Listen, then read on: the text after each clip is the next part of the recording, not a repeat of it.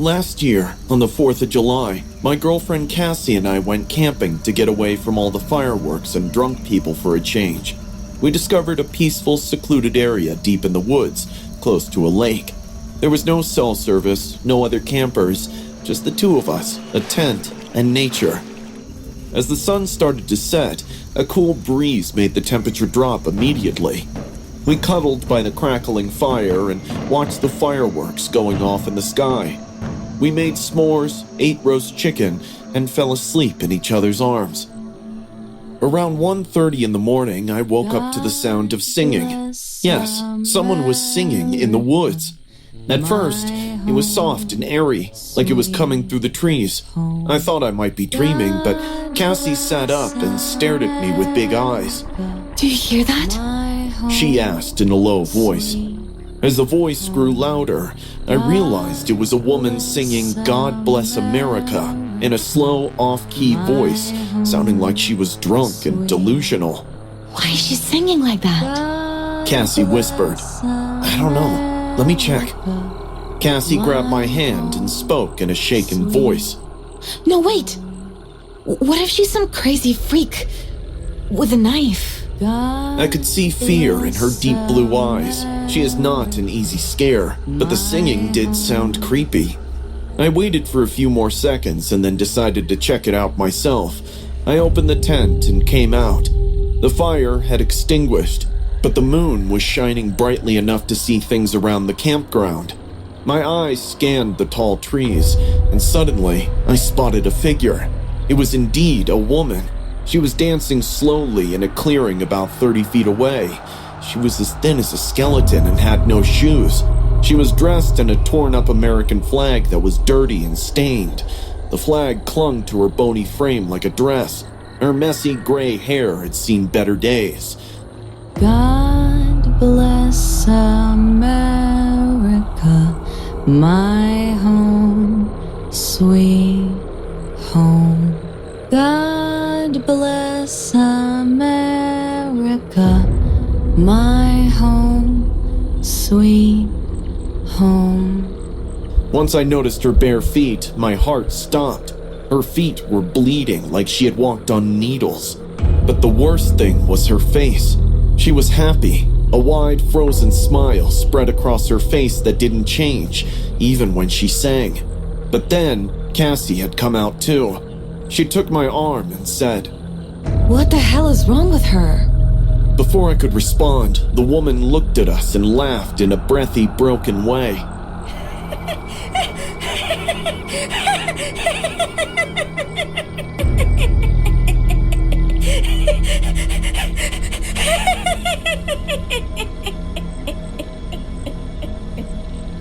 We ran back to the tent and zipped ourselves in, thinking that would help. She didn't follow us all the way back, and after waiting for an hour, when we didn't hear her anymore, we thought she was probably some junkie wandering aimlessly into the night. We eventually dozed off, hoping that that was the end of it, but within half an hour, I woke up hearing Cassie scream. Then I heard running footsteps fading away. She was watching us! She even took our picture! I wanted to go out and investigate, but Cassie didn't let me this time. When the sunlight hit the tent, we came out. The first thing we saw was that our things were all over the place. Someone had rifled through our cooler, tossed clothes everywhere, and moved the camp chairs. But the fire pit, that's where things went wrong. In the cold ashes was something partially burned. I picked it up. It was a photograph. A Polaroid photo of me sleeping in the tent, from the exact angle where Cassie saw the woman. On the back, written in this thick red smear that looked far too much like blood, were the words, Be mine this 4th. We packed up and left without saying a word. We drove straight home and didn't stop until we were back in the city. I attempted to report it, but the ranger informed me that no one else had registered near that area throughout the weekend. There were no reports of missing persons or strange encounters. I don't know what we saw. A squatter? A psycho? A ghost? But Cassie and I are scared to go camping alone. Places that are secluded bring back my memory of that woman's face. All the hikers and adventure enthusiasts out there. Be careful this 4th of July. I still freeze when I hear someone talking about Jurassic Park. I've loved the movie since I was a child. I collect posters, figures, and even toys from cereal box bootlegs. Last summer, on a collector's forum, a man put up a prototype set from the original 1993 merchandising line for sale. He stated it originated from his late uncle, who worked on the film's props. I sent him a message saying I would like to buy it. He replied he only accepts local pickup, so I'll have to drive to his place to get it. I got his address and found out he lives on the outskirts. When I reached his house, a weird discomfort ignited in my mind. The house was particularly covered in trees and set back from the main road, as if the forest was attempting to reclaim it. He opened the door before I could knock, as if he had been watching me from within. "Hey, you must be Kyle!" I nodded, smiling. He appeared to be in his mid-40s, wearing heavy glasses that made his eyes appear unnaturally big. He was wearing a Jurassic Park worker shirt. "The toy set's downstairs. I got a control panel replica, sound reels, and original props. You'll adore it." I paused for a bit. His tone sounded a little too mechanical, like he had rehearsed what he was going to say. But I shrugged it off, thinking he's just a nerd.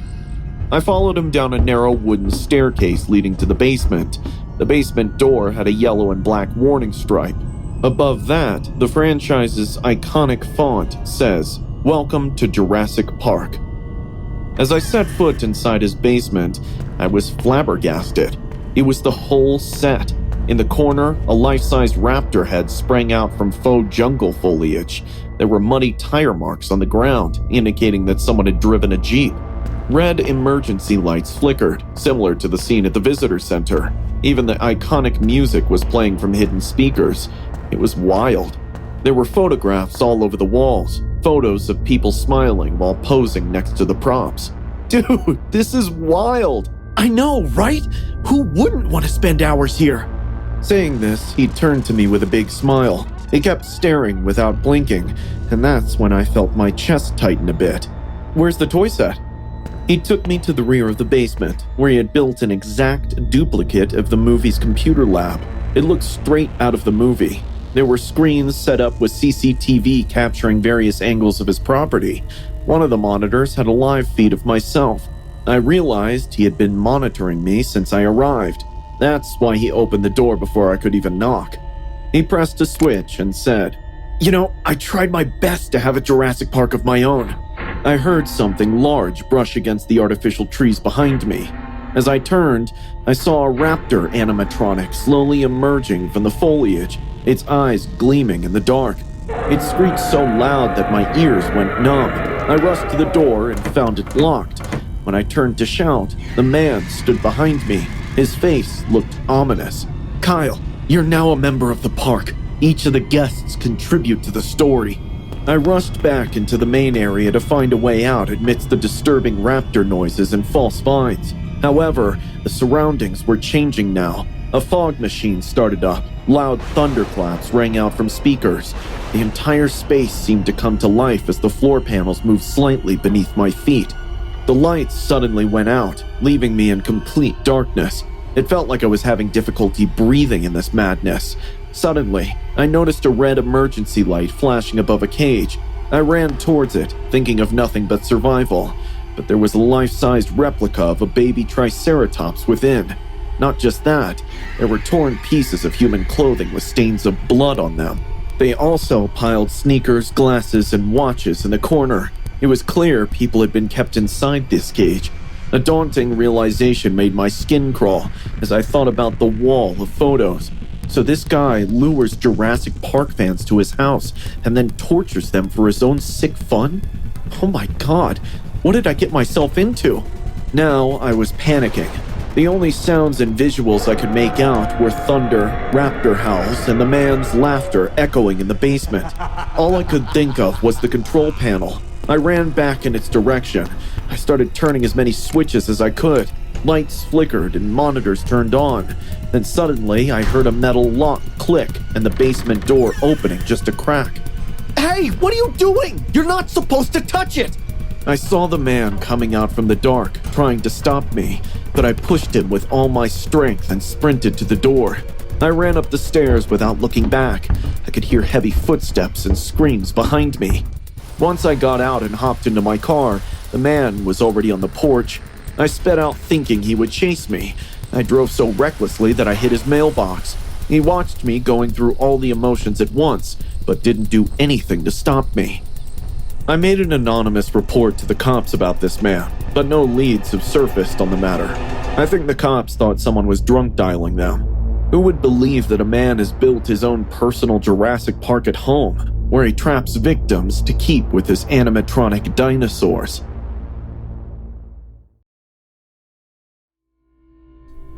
Last month, I took a long break and went on vacation. I'm a sporty guy who loves adventure, especially scuba diving. I booked a trip to a quiet island that seemed like the perfect way to start over.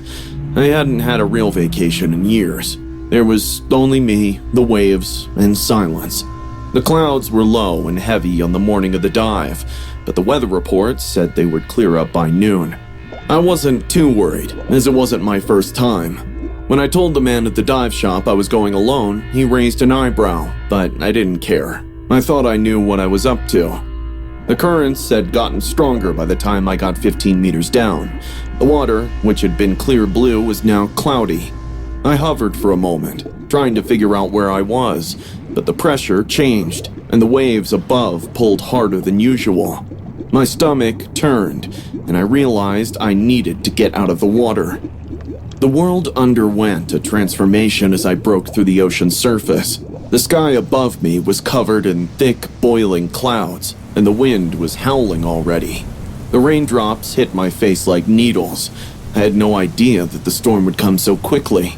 I was experienced enough to know that the boat that was supposed to pick me up had already left and gone back to the marina. Taking a quick look around, I figured out I wasn't far from shore, but the beach I had come up on was a quiet stretch I didn't know. As I swam to shore, the waves hit me. I crawled up onto the wet beach, sand grinding between my teeth. I was standing in a circle, soaking wet. There were no humans in that area, just the jungles and jagged cliffs, and at some distance, a cave. The palm trees and wind-blown shadows half covered the cave, hidden behind a bend in the cliffs. A lightning cracked behind me, numbing my ears, and I ran to the cave. It was cool and dry inside. The storm's noise faded into a low growl as I ran my hand through my wet hair.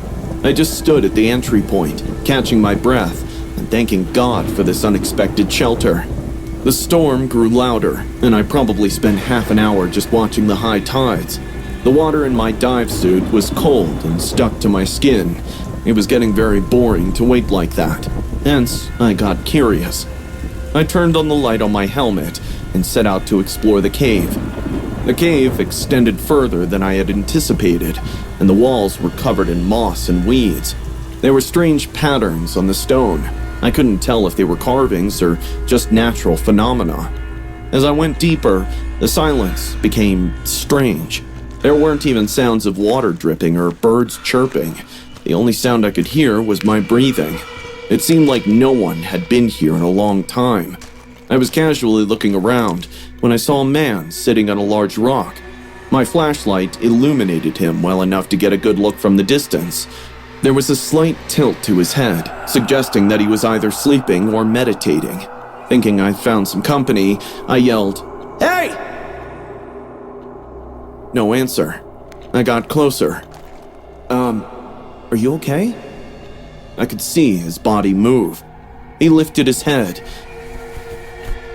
And in that moment, I felt weird. His face was not right. His lips were cracked and blackened, and his skin was pale. His wide eyes were tired and sunken, yet he smiled at me.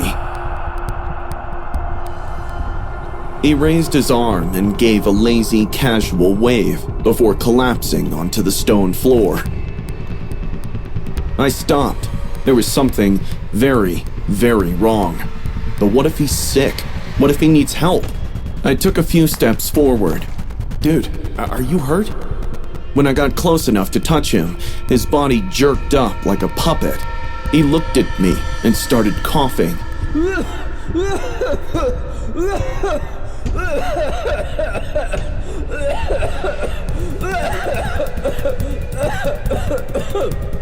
I can't even explain how horrific it was to watch him like that.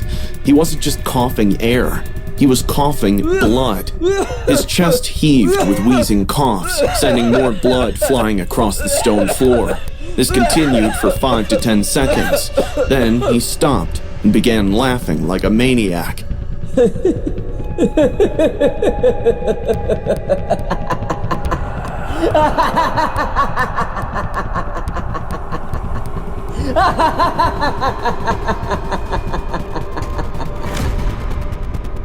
I stumbled back in fear.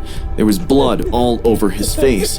His teeth were red. He kept laughing, as if something inside him had broken and made him happy at the same time. That was the last straw for me. I sprinted at full speed, leaving the guy behind me. I turned around one last time, and he was waving at me, sitting on the ground like nothing happened. As I emerged from the cave, the storm struck me with the force of a wall. The rain was pouring down, and the lightning was crashing. But I didn't care. The outside felt safer than the cave in that moment. I ran all the way to the resort, shaking and wet. Since then, I haven't gone scuba diving alone. This happened to me about 6 months ago during a week off from work. I'd been stuck at home all day due to heavy rain and a thunderstorm. It was one of those days when the sky wouldn't stop crying, and when it finally did, it was past afternoon. I hadn't eaten much and started craving something salty. Specifically, I wanted a can of Pringles and maybe a pack of smokes. I live alone, and that too in a quiet neighborhood, so I decided to simply drive to the closest gas station, about 5 minutes away, and quickly grab what I needed. The gas station was almost empty. The streets were deserted, and the street lights were flickering from the rain. As I pulled into the parking lot, I saw a man slumped over one of the garbage cans close to the building's side. I first assumed he was simply searching for recyclables, but then I noticed he was eating out of the trash can. He looked filthy. His hair was matted down to his face, and torn layers of drenched clothes were sticking to his skin. He didn't seem drunk or high, just off. His movements were strange, sometimes too calm and other times too predatory. He noticed me as I walked past him, but didn't say anything. I walked in, grabbed my can of Pringles and a pack of smokes. It probably took a minute to pay. The cashier didn't acknowledge me. He just fixed his gaze on his phone screen. Once I was done, I came out holding the Pringles in one hand and the smokes in the other. The homeless guy stood exactly where I last saw him. "Hey, you got any money?" he asked. Although he spoke in a low voice, I felt uneasy about the forced politeness in his tone. I said, "Sorry, I got nothing," and hurried around him. I got in my car and turned on the engine. I was about to drive away when a loud thud appeared on the hood. The crazy man jumped on my car. He began yelling and pounding his fists on the windshield and screamed something I couldn't understand.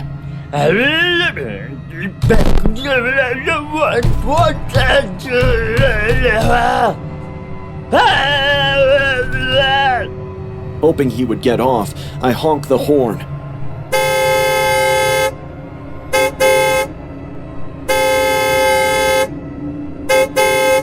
But he casually rolled off and stood in front of my car as though he was planning to create some sort of act. I looked back at the cashier inside the store, hoping for some help, but he had headphones on and was facing his back at me. Suddenly, the homeless guy did something that I didn't see coming. He fell backward and began laughing hysterically. His coarse, high-pitched laughter echoed into the night.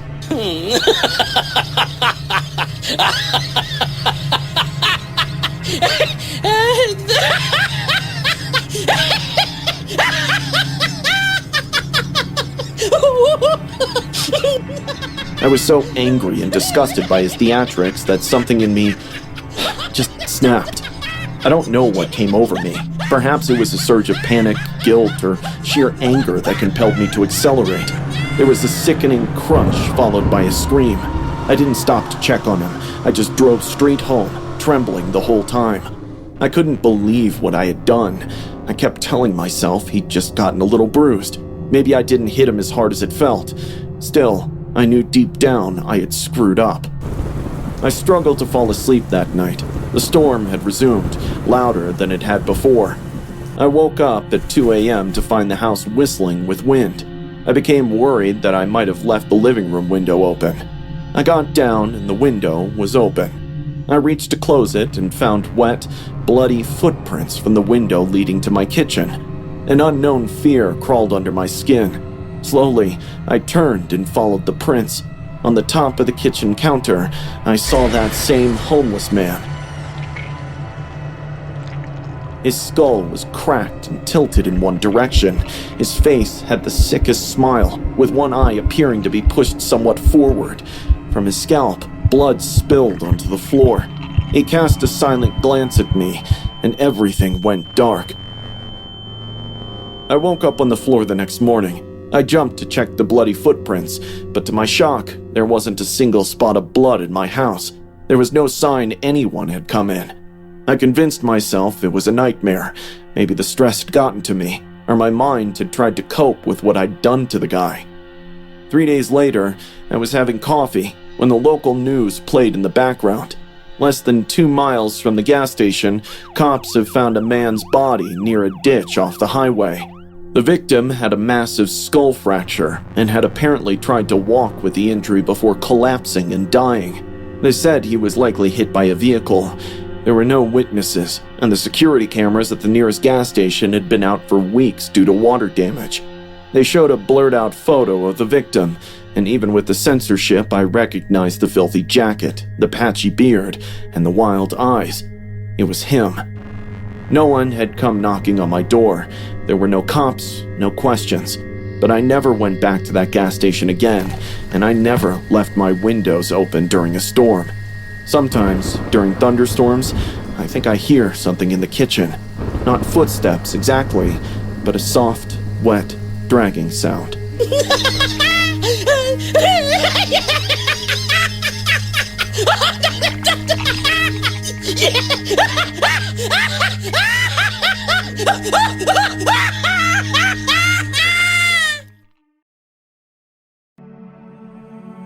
I was working as a seasonal park ranger in a national forest in Washington state last fall. It's the type of location where your radio crackles more than it speaks, and fog thickens between the trees.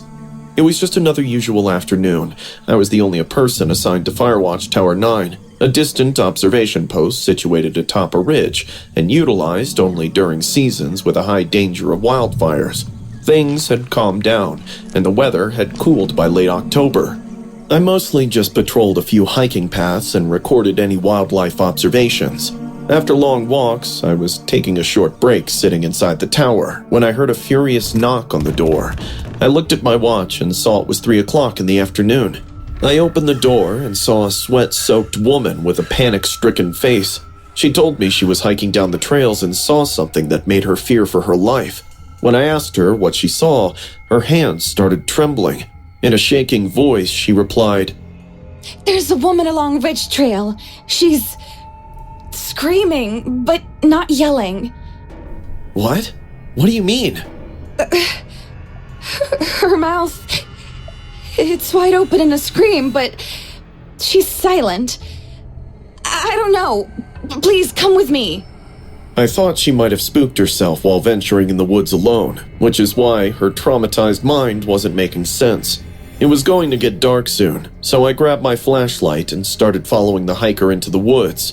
On our way, I asked her if she got hurt. She responded no. I was a little relieved that there was no medical emergency at the moment, because paramedics would take time to reach here for help. We walked for about 10 minutes until we reached a clearing. She pointed to a tree and said, "There. This is where I saw her." But there was no one around. The soil in this area was pretty soft, so I started checking for footprints. I scanned the area with my flashlight, checked the tree line, and called out a few times, but there was no sign of any person around. I looked back at the hiker and asked, "Are you sure? Maybe you saw a shadow or an old tree. It happens sometimes when you roam alone in the woods." She started crying. "I swear to God, I saw her. She was just standing right here." I told her I believe she saw something, maybe even someone, but there was nothing here now. I encouraged her to take the trail back down and head home. Best not to dwell on it. These woods play tricks. She didn't say much else, just walked away. I watched her walk back as she talked to herself. She was trying to convince herself that maybe it was something else, but deep down she sounded terrified. I was glancing back down the trail every few seconds until the fog swallowed her. Woman or no woman, as a park ranger, it's my duty to inspect suspicious activities in these woods. So I decided to patrol the area once before heading back to the tower. I wanted to double-check what the hiker said. Sometimes deranged criminals also hide in these forests, so maybe, just maybe, the hiker actually saw someone. I was walking down the same trail, flashing my light at every shrub and bush. The first few minutes all felt normal, but then suddenly I started getting an uncanny feeling, like someone was moving just behind me.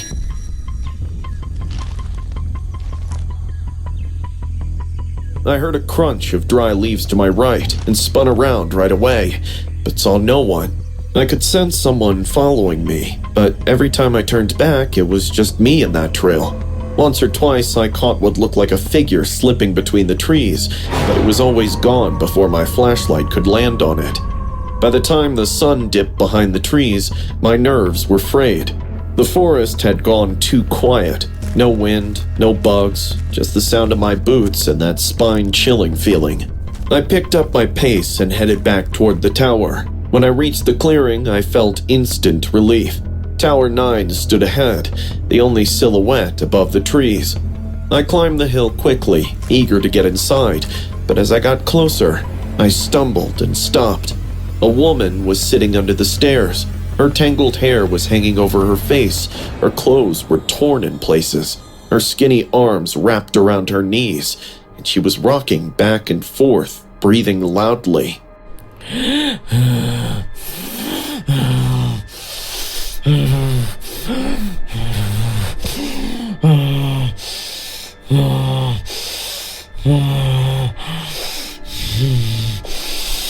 It was so loud that it almost sounded like she was growling. "Ma'am, are you okay?"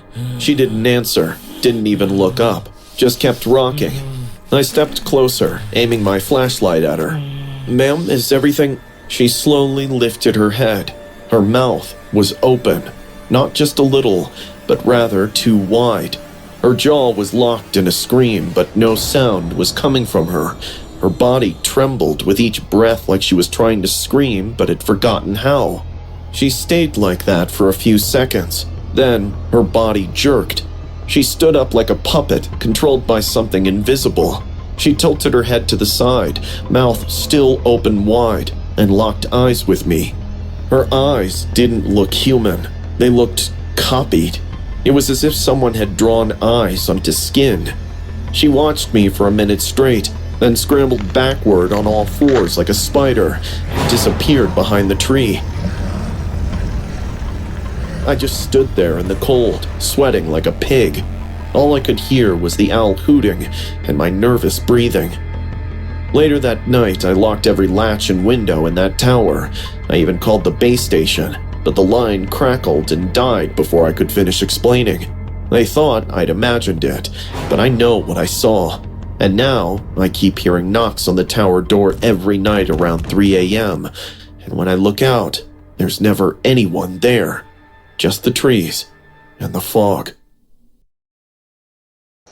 This happened to me 2 years ago during a school trip to a rural farm for Harvest Festival. I was in 9th grade at the time. My teacher went to this big farm outside of town, the kind that turns into a corn maze and pumpkin patch in October. It was supposed to be a fun day out, just apple cider, hay rides, and carnival games.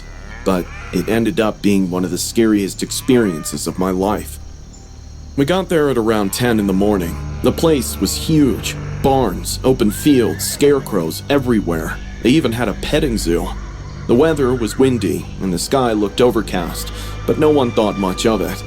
About halfway through the trip, while we were walking near the corn maze, a strong gust of wind blew my hat off.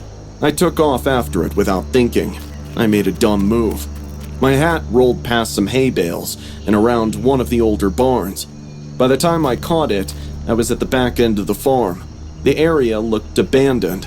The ground was muddy and uneven. and there was this old weathered shed tucked behind the barn. It looked like it hadn't been used in years. I was all set to return when I heard something from inside. At first, it sounded like rustling footsteps, suggesting that someone was inside. Then, a soft voice spoke to me.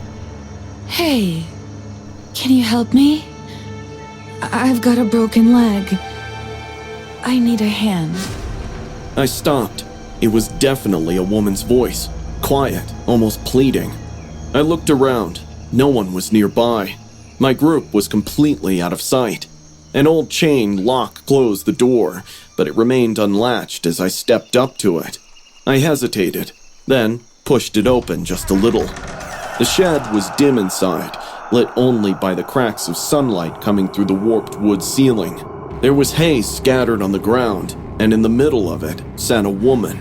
Her back was hunched, and she buried her face into her palms.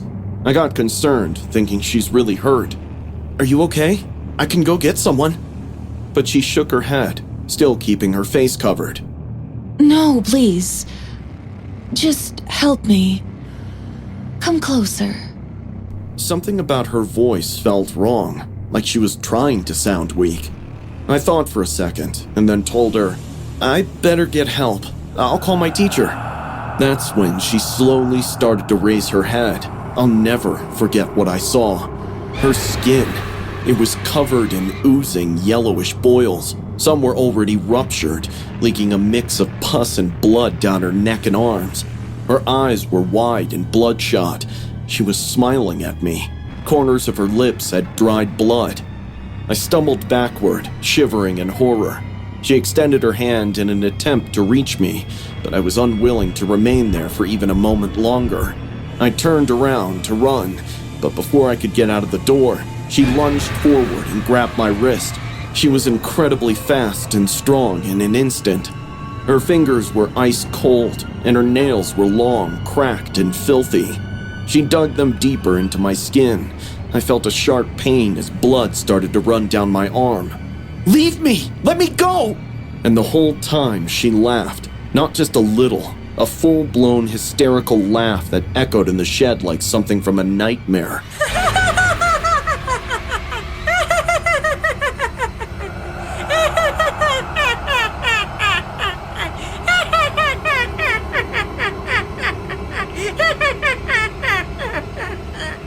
I kept screaming, and she continued laughing like it was amusement to her. Then, just as suddenly, she let go, still laughing. I ran as fast as I could toward the main part of the farm. I didn't care who saw me. I found my teacher, pale and out of breath, and told him what happened. He didn't really believe me at first, but when he saw my arm filled with scratches and blood, he asked me to take him to that woman. When we got to the shed, the door was wide open, but the woman was gone. The only thing inside was that same pile of hay, and in the corner was a stack of children's clothes, small jackets, and a tiny pair of shoes, like something a little kid would have worn to a pumpkin patch. The teacher called the farm staff, but they brushed it off, saying no one should have been in that part of the property and that maybe I had imagined it. But the bruises and cuts on my arm said otherwise. The investigation revealed nothing about that woman or the children's clothing. When I got home, my parents were freaked out. They took me straight to urgent care. The doctor cleaned the wounds and gave me a tetanus shot, plus a bunch of vaccinations in case it was something worse. I didn't sleep for days. To this day, I still have faint scars on my arm where her nails dug in, and every October, when the air gets cold and the wind picks up, I can still hear that voice in my head. Can you help me? I've never gone back to that farm, and I never will. This happened while I was in 7th grade. I've never told anyone the whole story before, because back then, no one believed me, and I doubt anyone ever will. Our science teacher arranged a school trip for us. It was a nature preserve about an hour from our school. It was one of those places with trails for hiking, old ranger cabins, and signs that told you about the animals that lived there. I expected it to be a relaxing day with friends. We stopped for lunch in a clearing around noon. I remember sitting on a log and laughing with a few friends when I dropped my water bottle. It rolled down a little hill and into the bushes, where it was lost. I thought I'd just run down, get it, and come back in a minute because the teacher was busy trying to keep the group together. I snuck away when no one was looking. While looking for it, I went a little too far down the slope. It was softer and mossier on the ground, and the trees were close together. I saw my bottle on the ground next to a fallen log. I picked it up. As I turned around to go back, I saw a man crouched on the ground picking mushrooms. He was wearing an old flannel shirt, paired with dirty cargo pants. He had this worn-out backpack hung on his shoulder. I thought he was just another person out for a walk. I thought he didn't even notice me because his eyes were so fixated on the colorful mushrooms. But then he asked, "Are you looking for something?" I stopped. His voice wasn't really threatening. It was just odd. I held up my bottle, saying, Not anymore. Found it. That's when he turned to me. I swear, his smile wasn't right. It didn't even get to his eyes. "Does anyone know you're here?" His words drained the color from my face. What? I said. He got up and moved toward me. "Girls like you often stray from their paths in these woods." I nervously chuckled. Okay. That's a little creepy. But he didn't laugh. He looked at me up and down, then pointed further back into the woods. "Do you want to see something old?" I shook my head and moved back. No thanks. He smiled bigger this time. "Back there's a tree, struck by lightning 7 times. If you press your ear against the bark, some say it bleeds." At that point, all my instincts told me to leave. I turned around and started walking quickly back to the clearing with my heart racing. And just in time, I heard someone say my name. Mikey, one of the other students, was calling out for me. He must have seen that I was gone. I turned around and the man was back to picking up the mushrooms. It was as if he never saw me.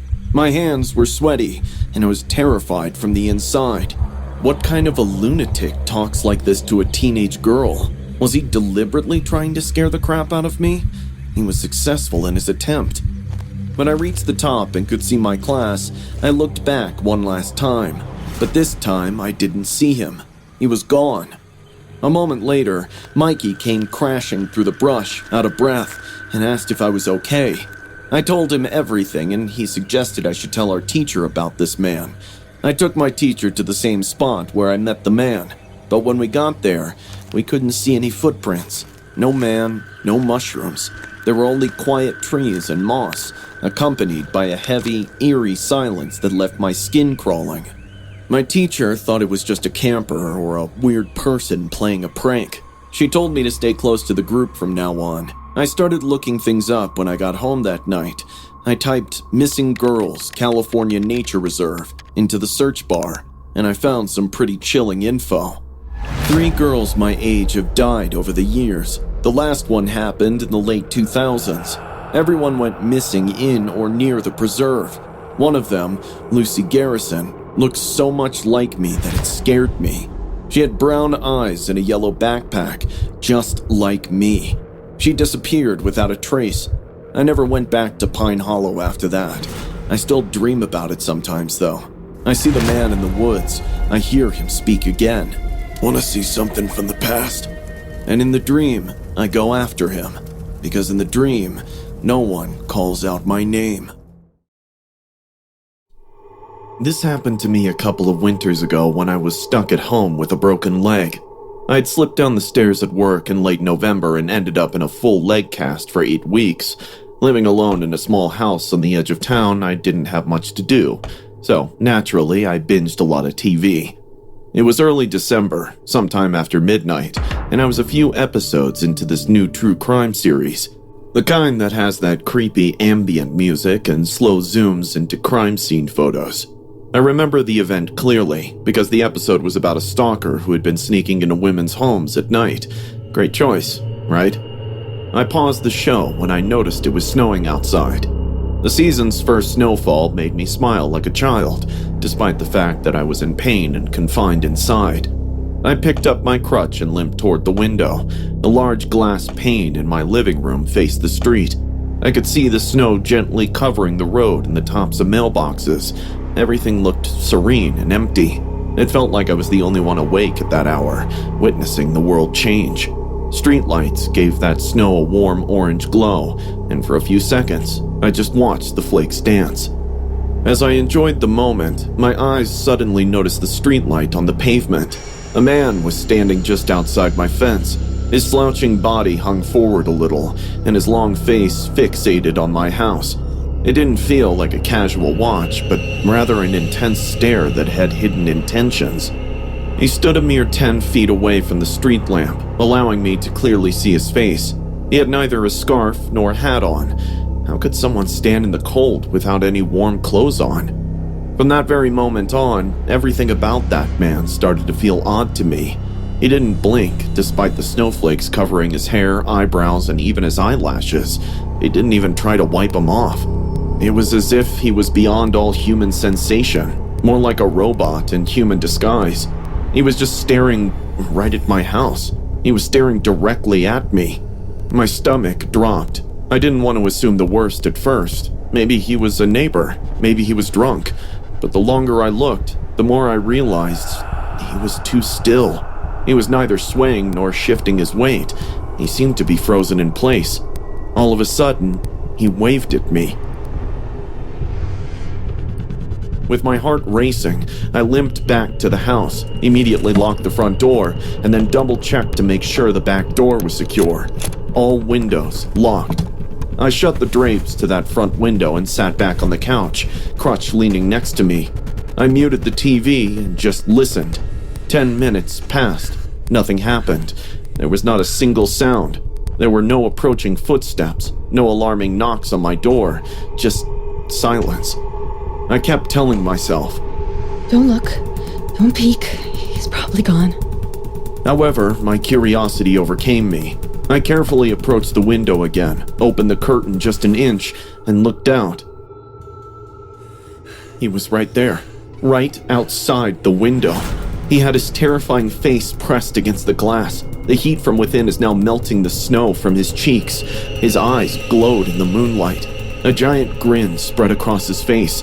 I could see his yellow stained teeth gazing at me like he'd been waiting for me to look. Our eyes locked, and I swear my blood froze. I stumbled backwards and almost dropped my crutch as I screamed. I quickly reached my phone and dialed 911. I could barely speak because my voice was shaking so much. The dispatcher tried to calm me down and asked me to report exactly what's happening. It took me a few nervous seconds to gather my courage and report the incident. There's a man outside my house. He was watching me through the window.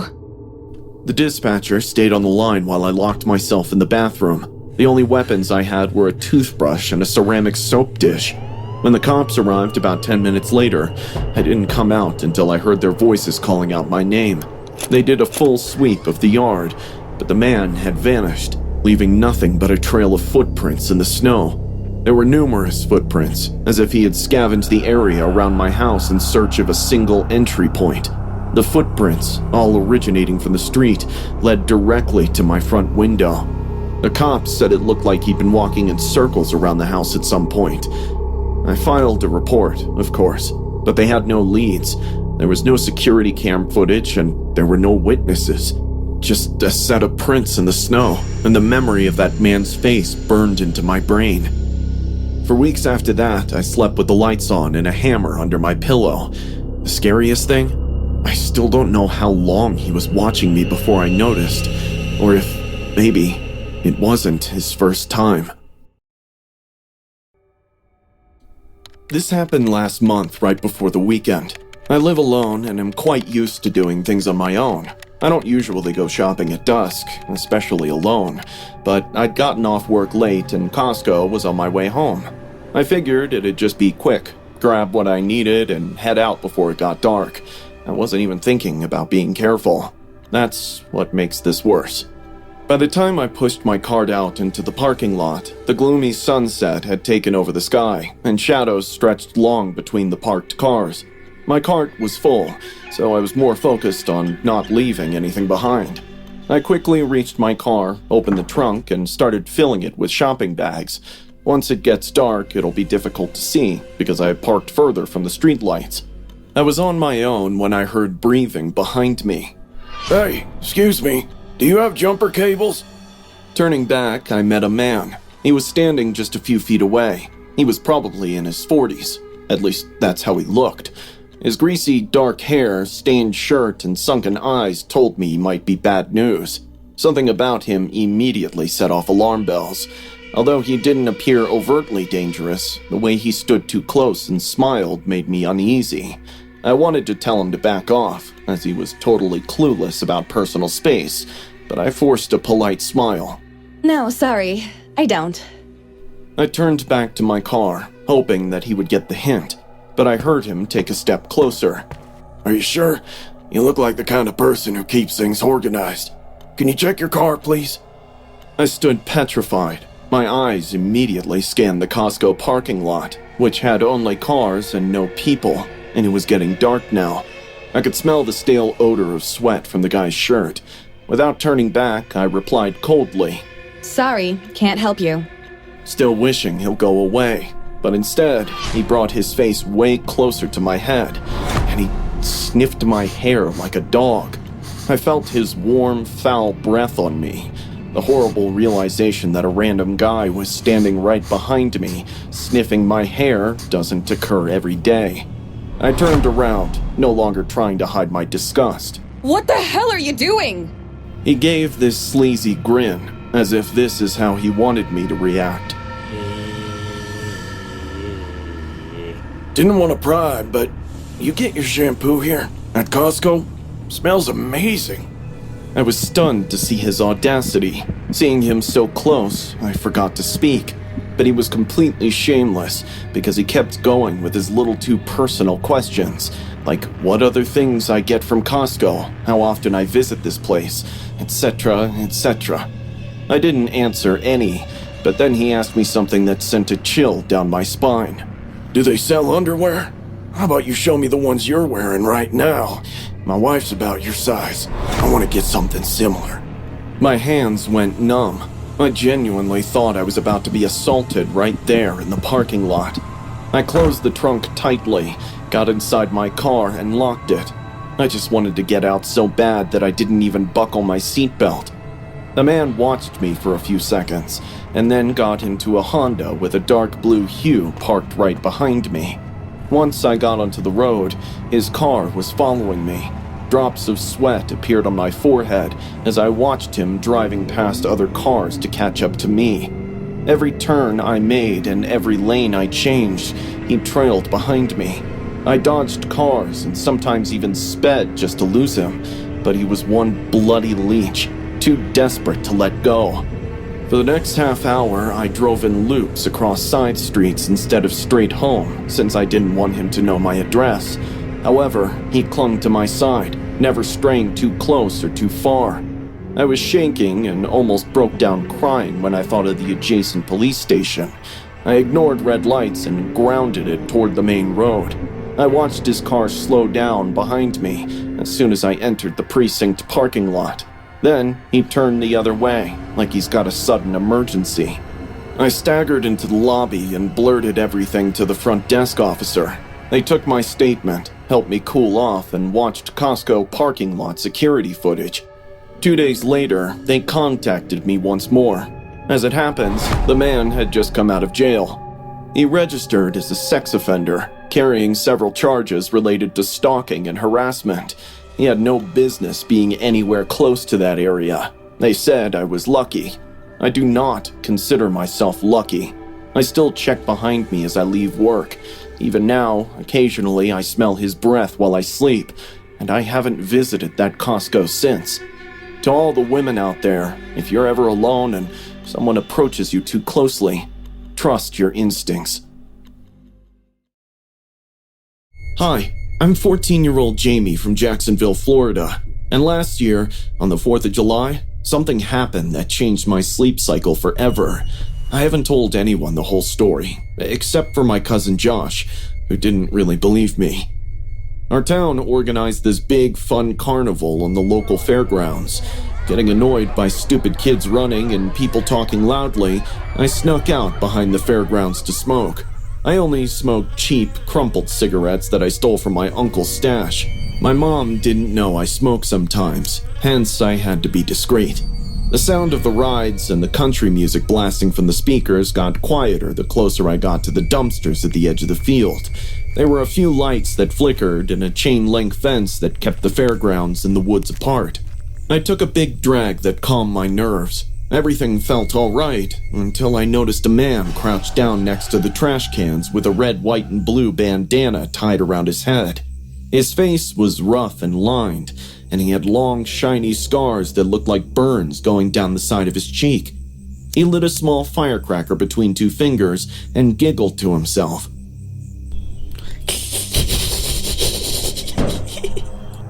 I thought it would pop and make him jump, but it didn't. He just held it there and watched it burn and sizzle. After that, he lit another one, and one more. Every time, he just let it fizzle in his hand like it didn't hurt at all. Suddenly, he turned his head at me, as if he had just noticed I was there. He smiled and asked, "Do you like fireworks?" I gulped in nervousness as our eyes met. I couldn't say anything. I couldn't move. The way he crouched and didn't blink made my skin crawl. He didn't care for my answer and went on saying, "I love the way they scream," and then started to laugh loudly.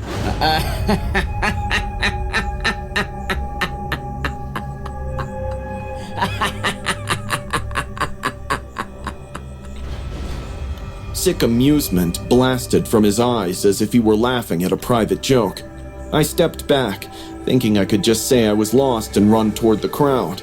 But then, the man took something out of his coat that looked like a Roman candle and lit it with the end of a sparkler.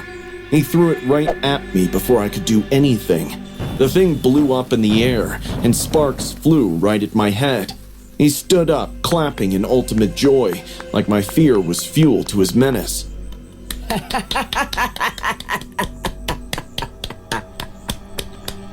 "Let me put one in your mouth," he yelled and ran after me.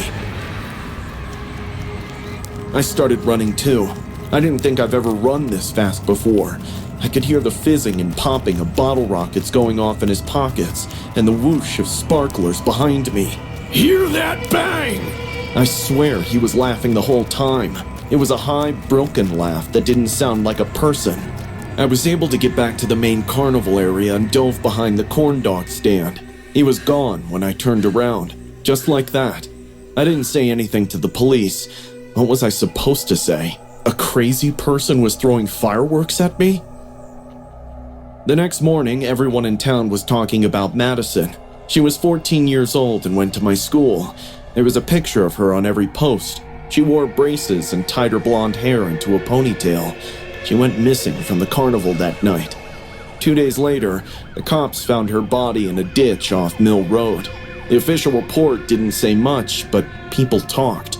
My cousin told me that his dad, who works for the fire department, saw what happened. Someone had put firecrackers in her mouth and lit them. Madison's lips were burned, and her face was blackened, as if someone had tried to make her scream one last time. Hearing this, the man's creepy words echoed in my ears. I love how they scream. I still hear that sentence in my head from time to time. Since then, I haven't been able to go to the fairgrounds, and I haven't smoked another cigarette either. The investigation turned out to be a cold case because the man was never caught. But a week ago, I was walking home from school and saw something in the storm drain next to the playground. One side was burned black, and it still smelled like sulfur. It was a bandana in red, white, and blue. I didn't touch it. I looked at it for a few seconds and then ran all the way home. So yes, you can believe me or not, but if you smell sulfur or hear the fizz pop sound late at night on the 4th of July, don't stay outside. And if a guy asks you if you like fireworks, run. I still find it terrifying to enter Costco or any other large retailer due to an incident that occurred when I was 7 years old. I often forget the reason we went there initially, as that one horrifying encounter overshadowed nearly all my childhood memories. Maybe Mom needed to get milk or paper towels and Dad was at work, so I just tagged along. It was an ordinary weekday afternoon. We didn't have many big stores where we lived, so entering Costco was like taking part in an adventure for me. It was enormous, packed with every single thing that existed. Innumerable aisles, brilliant lights, high shelves, cool air, and free samples made my eyes glitter in awe. I was clutching Mom's hand because she kept saying I could get lost in here. When we walked, I bounced in place and kept asking whether we could visit the toys or books once she's finished. 2 seconds, baby. I just need to get some new soup flavors for dinner. She replied. We stopped by the instant food aisle, and Mom got busy checking it. She let go of my hand to reach across the aisle to grab the soup packets. That was the moment I spotted a man. He slowly walked up to me with this not-so-genuine smile. Though it was summer, he wore a windbreaker and had a ragged beard. He bent slightly down and leaned in toward me. Hey, buddy. Want to check out the toys with me? Now, I was just 7, but my mom did teach me about stranger danger, so I glanced at my mom, who was a few inches behind me. The man kept his voice so low that I bet no one heard him other than me. I nodded my head in no, and then called out for my mom. Seeing me do that, he left quickly.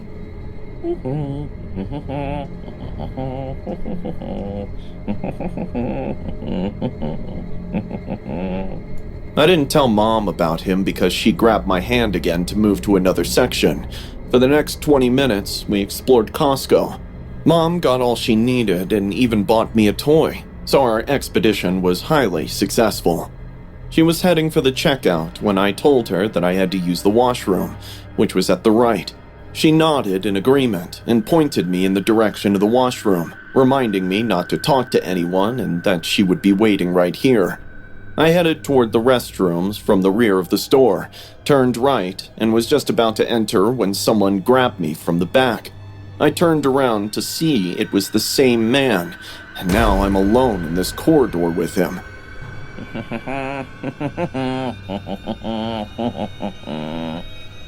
He reached out and firmly grabbed my wrist. His other hand swept over my mouth before I could yell. His fingers smelled like sweat and trash. I started crying, but my muffled screams died down in my throat.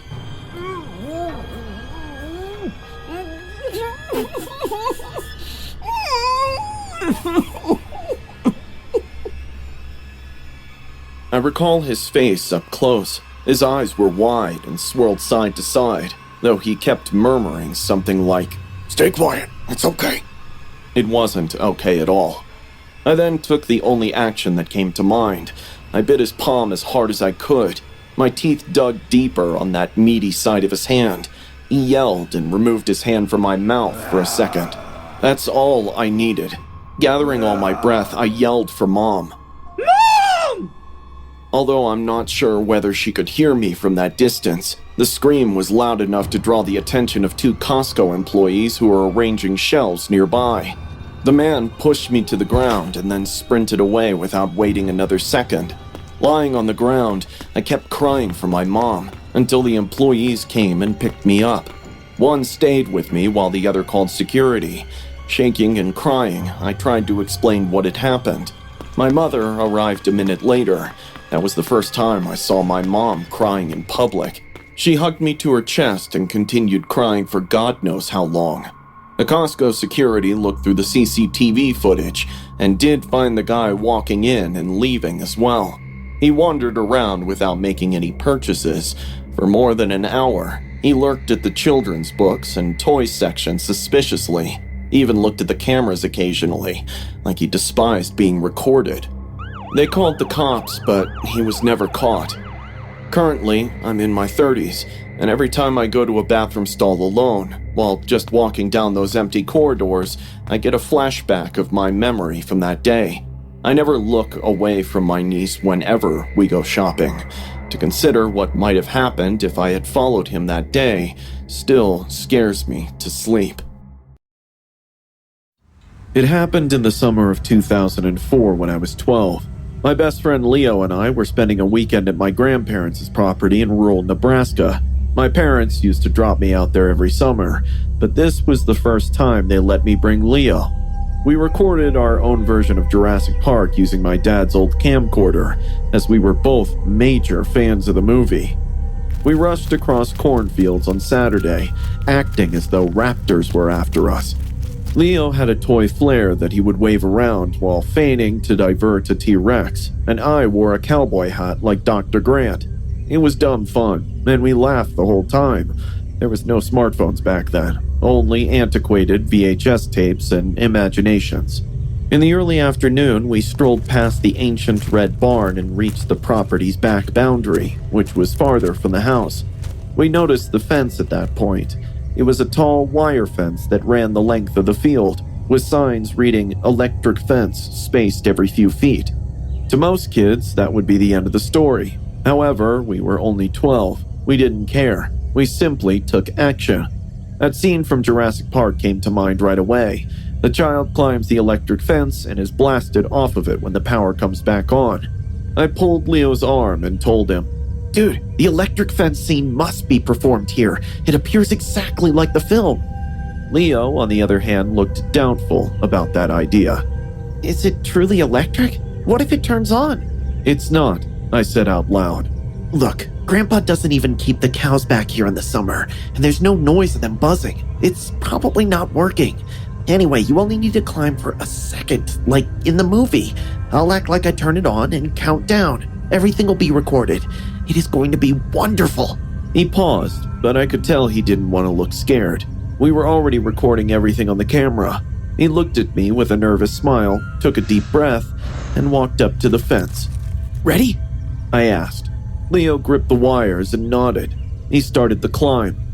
3, 2, 1, power's back on! Pointing my finger at him like I was flipping a switch, I yelled. That was the time it happened. There was a terrible snap, like the crack of a whip. Leo screamed. He jerked very hard. He held on to the wire so tight that his palms turned white. He kicked his legs once, and then twice. After that, he stopped moving. I was totally unaware that the fence was on timer. The camera fell from my hand. My heart was beating so fast, I couldn't hear anything else. I ran toward him while screaming his name. He was still hanging on the wires, with his head tilted back and his eyes wide open but not blinking. I didn't know what to do. At first, it hurt my hand when I touched the fence while trying to pull him down. It was turned on, full. We were too far from the house, so no one heard my cry for help.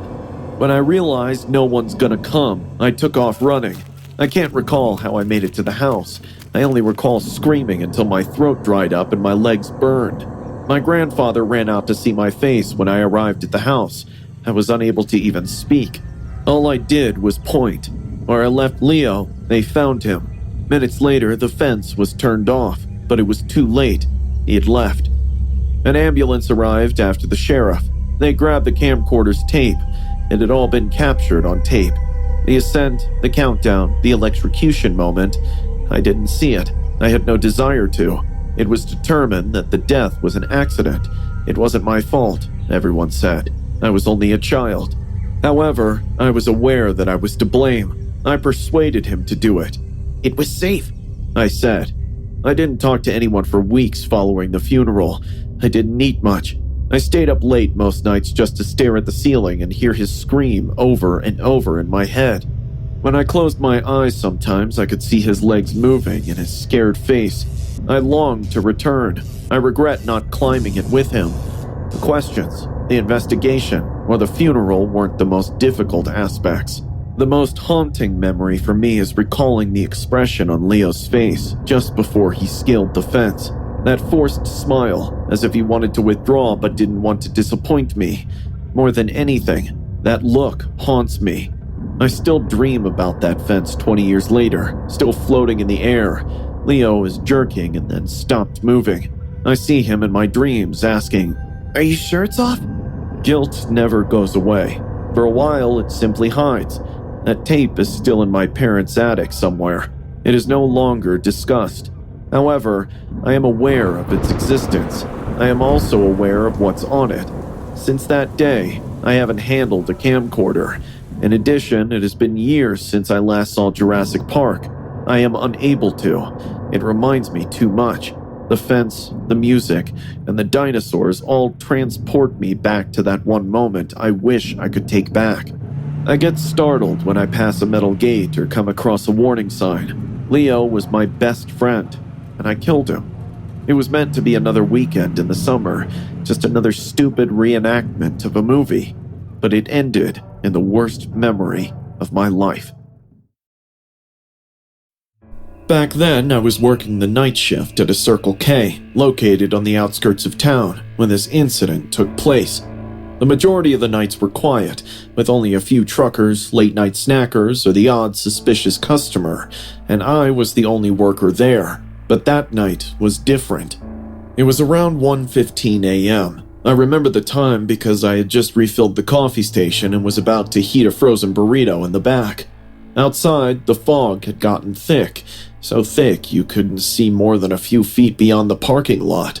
The only road in or out was barely visible through the haze, and we were surrounded by woods. I was halfway through a soda when I saw a man coming out of the fog. He was walking slowly. He didn't even have a flashlight. He came from the side of the store where there was nothing but trees. He wore a thin jacket that didn't seem nearly warm enough for the cold, wet air. What unsettled me the most was his face. He had a wide, unnatural smile that never went away. He appeared to be in his mid-40s and had a slight baldness on the top of his head. Under the fluorescent lights, his pale skin looked gray, almost like a corpse. Without hesitation, he opened the door and stepped inside. A rush of damp, cold air flew in as the automatic door slid open. He remained silent for a few seconds, oddly scanning the store. I greeted him as I usually do. "Hey there, let me know if you need anything." He totally ignored me without saying a single word and began walking through the aisles, never picking anything up. But he kept stopping at the security mirrors, those convex mirrors we have in the corners of the ceiling. He would stand underneath one and just stare into it. Initially, I suspected that he might be under the influence of drugs or experiencing a mental health issue. I've seen plenty of customers like that over the years. Searching the store for quite some time, he finally made his way up to the counter. I kept a close eye on him just in case. Without a word, he took out a crumpled dollar bill and slammed it against the counter. He pointed to a stick of gum from the little box we keep by the register and said, "I'll take one of these." I tried to be normal as I rang it up. He simply stood there and watched me. Then, all of a sudden, he took a hard bite out of his own lower lip. The squishy sound made my skin crawl. Blood began to trickle down his chin, yet he continued to smile. His smile widened the more he bled. Using his bloodied fingers, he took the stick of gum, opened it, put it in his mouth, and chewed it softly. His eyes rolled up in a sick pleasure as he continued chewing. Seeing me look at him with shock and disgust, he spoke for the first time as if he hadn't spoken in days. "I like my flavor of gum better," and started laughing.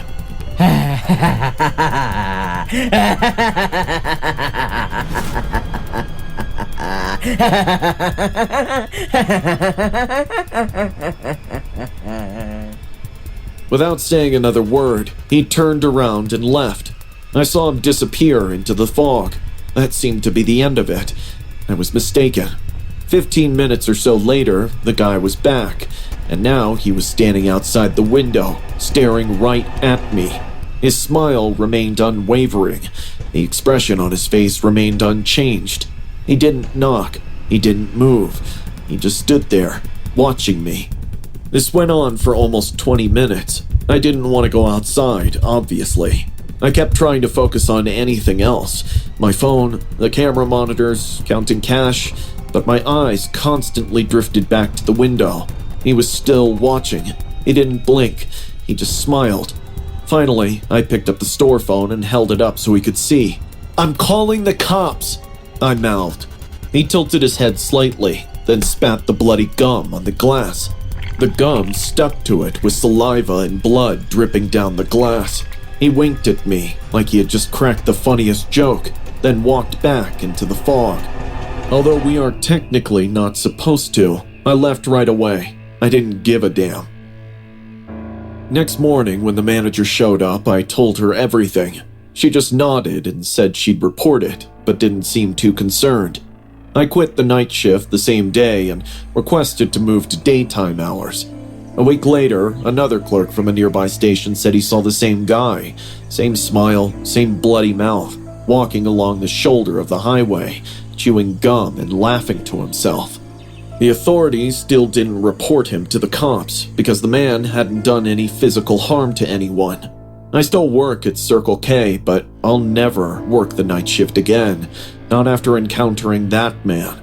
There's something deeply wrong with a guy who doesn't feel the cold, who walks barefoot through fog, who enjoys tasting his own blood and laughs like it's all a joke. Some people are just wrong, and I hope I never see him again. I was in my junior year of high school back then. Our school organized a field trip to the state botanical gardens. It was supposed to be a chill day accompanied by fresh air and a break from boring lectures. I'm into photography, so I brought my camera to take some pictures for my portfolio. Our class split into small groups, with the teachers and chaperones reminding us to stay within certain areas. I was walking a little ahead of everyone, stopping now and then to take photographs of different plants and fountains. After about 30 minutes, I found this secluded path lined with these hanging wisteria vines, the kind of spot that looks like it belongs in a dream. I was adjusting my lens, crouched to get a better angle, when I heard a man's voice behind me. "Nice camera," he said. I turned around, and there was this guy standing a few feet away. He was in his mid-30s, maybe older, dressed in a ball cap, gray hoodie, and black trousers. He had a pretty average-looking face. A camera bag slung across his chest made me think he too was interested in photography. Thanks. I replied with a casual smirk. "You a photography student?" I nodded. Yeah, kind of. He smiled. "You got a sharp eye." I thanked him again and turned back to what I was doing, hoping that was the end of it. But then I heard the click of a camera. I thought he might be taking pictures of the vines too, but then 3 to 4 random sounds of clicks occurred. I was facing my back at him, and something didn't feel right, so I spun around. He was pointing his camera right at me, and he was taking my pictures. He didn't even pretend to hide it. I froze for a second, then protested. Please don't take pictures of me. He didn't stop or apologize. He didn't even look bothered that I was seeing him capturing me against my will. I yelled at him this time. I told you not to take my pictures! He just smiled like this was very normal to him. Then he walked off, just turned and wandered down the path like nothing happened. I was shocked and terrified by his careless demeanor. What does he think of himself? But I didn't want to create any scene, so I ignored it. I figured he was just another weird creep. I took a few more pictures of that same spot and then caught up with my group, but the entire time, the fact that this man had my photos kept bothering me. I continued telling myself it was probably harmless, so I didn't tell anyone, yet. About an hour later, we were near the butterfly conservatory when I saw him again. He was standing near a bench across the courtyard, only this time he wasn't looking at me. He was pointing his camera at Gina, another girl in our class. Gina didn't notice, but I did. He was taking pictures of her from behind a group of bushes, like he had thought no one could see him. It finally hit me. He wasn't here to take photographs of plants or fountains. He's here to capture the young girls like a predator. I couldn't keep it in anymore. I went straight to the teacher and pointed at the man. Our teacher immediately called security and told them about this man. I watched him getting dragged out by the security. He was yelling and trying to explain how it wasn't his fault. I was stunned by his audacity in trying to prove himself innocent after committing such a disgusting act. We were all told to stay together, but he never turned up again. Some people thought it was no big deal. Others were clearly shaken, especially Jenna when she found out. That should have been the end of it, but it wasn't. That night, I was lying in bed, still a little on edge, and decided to scroll through Reddit. I follow a lot of photography threads, so I typed in a few search terms just for fun. Botanical garden, flower, photography, stuff like that. I wish I hadn't. One thread caught my attention. It was on a weird subreddit I'd never seen before, full of low-res, creepy-looking photos of random girls. It was titled, "She Smiled at Me." I clicked on it. The first photo was blurry, taken from behind some bushes. It was a shot of me, crouched under the wisteria vines, camera in hand. The caption said, "She talked to me. I think she liked me." There were others, too, including one with Jenna earlier that day. I don't know how he posted them so fast. I reported the thread and sent screenshots to my teacher. The school contacted the authorities, but since there was no real ID, there wasn't much they could do. I didn't go out alone with my camera after that, and I never went back to that garden. I kept checking Reddit for an entire month just to see if there was any update from that creep. However, I was unable to locate any additional images similar to those. The thought of him still secretly taking pictures of girls while lurking in public spaces makes my skin crawl to this day. People say that diving is like flying underwater. The calm, weightlessness feeling is like magic. But no one mentions how quickly peace can turn to fear, or how the ocean can decide you're not coming back. We dropped anchor just off the reef, and the morning sun made the water look like glass. I got off the boat last, following the group. I preferred being alone, even underwater. The reef and the slow pull of the sea were all I could see. I leveled off at 18 meters down. The gauge was fine, the air pressure was good, and my breathing was steady. I floated near a jagged coral reef and watched a lionfish move through the water like a ghost. But suddenly, things changed. The change occurred not around me, but within me. The next breath I took tasted wrong. It was more like sucking on a penny wrapped in cotton candy. The taste is akin to that of metal with a sickening sweetness. I blinked, confused, and looked at my gauge again. I couldn't tell any difference. I tapped the valve on the tank, and it was still safe. Suddenly, I experienced nausea. My chest got tight, and it was difficult to take a full breath. I looked around, but I couldn't find my dive buddy anywhere. My vision began to blur, with the edges getting darker. There was something awfully wrong. I tried to stay calm as I reached for my BCD inflator. I remembered the training lesson about how panicking only uses up oxygen, but it felt like my hands were not mine. They felt heavy and numb. My thoughts were all mixed up, slow and sticky. The sea around me warped, with colors that were too bright and edges that were too sharp. Then, I realized I was passing out. I kicked upward and pulled on my buoyancy control device. My ears screamed in protest as I went up too quickly, but I didn't care. I needed to breathe. I had to get out. The world turned black about 6 meters below the surface. The next thing I knew, someone was yelling my name. The dive boat pulled me over its side while I coughed and threw up seawater. It felt like someone inserted razor blades inside my ears. I couldn't hear anything apart from a low, steady ringing. Later, the dive master told me that I must have passed out and floated the rest of the way up. The crew didn't understand how I managed to avoid drowning. They told me I was lucky, but I didn't feel lucky. I felt like I was being haunted. The doctors said that both eardrums had burst. I would never be able to dive again. It hurt, but not as much as not knowing. There was no unpleasant air for anyone else. There's no problem with the equipment.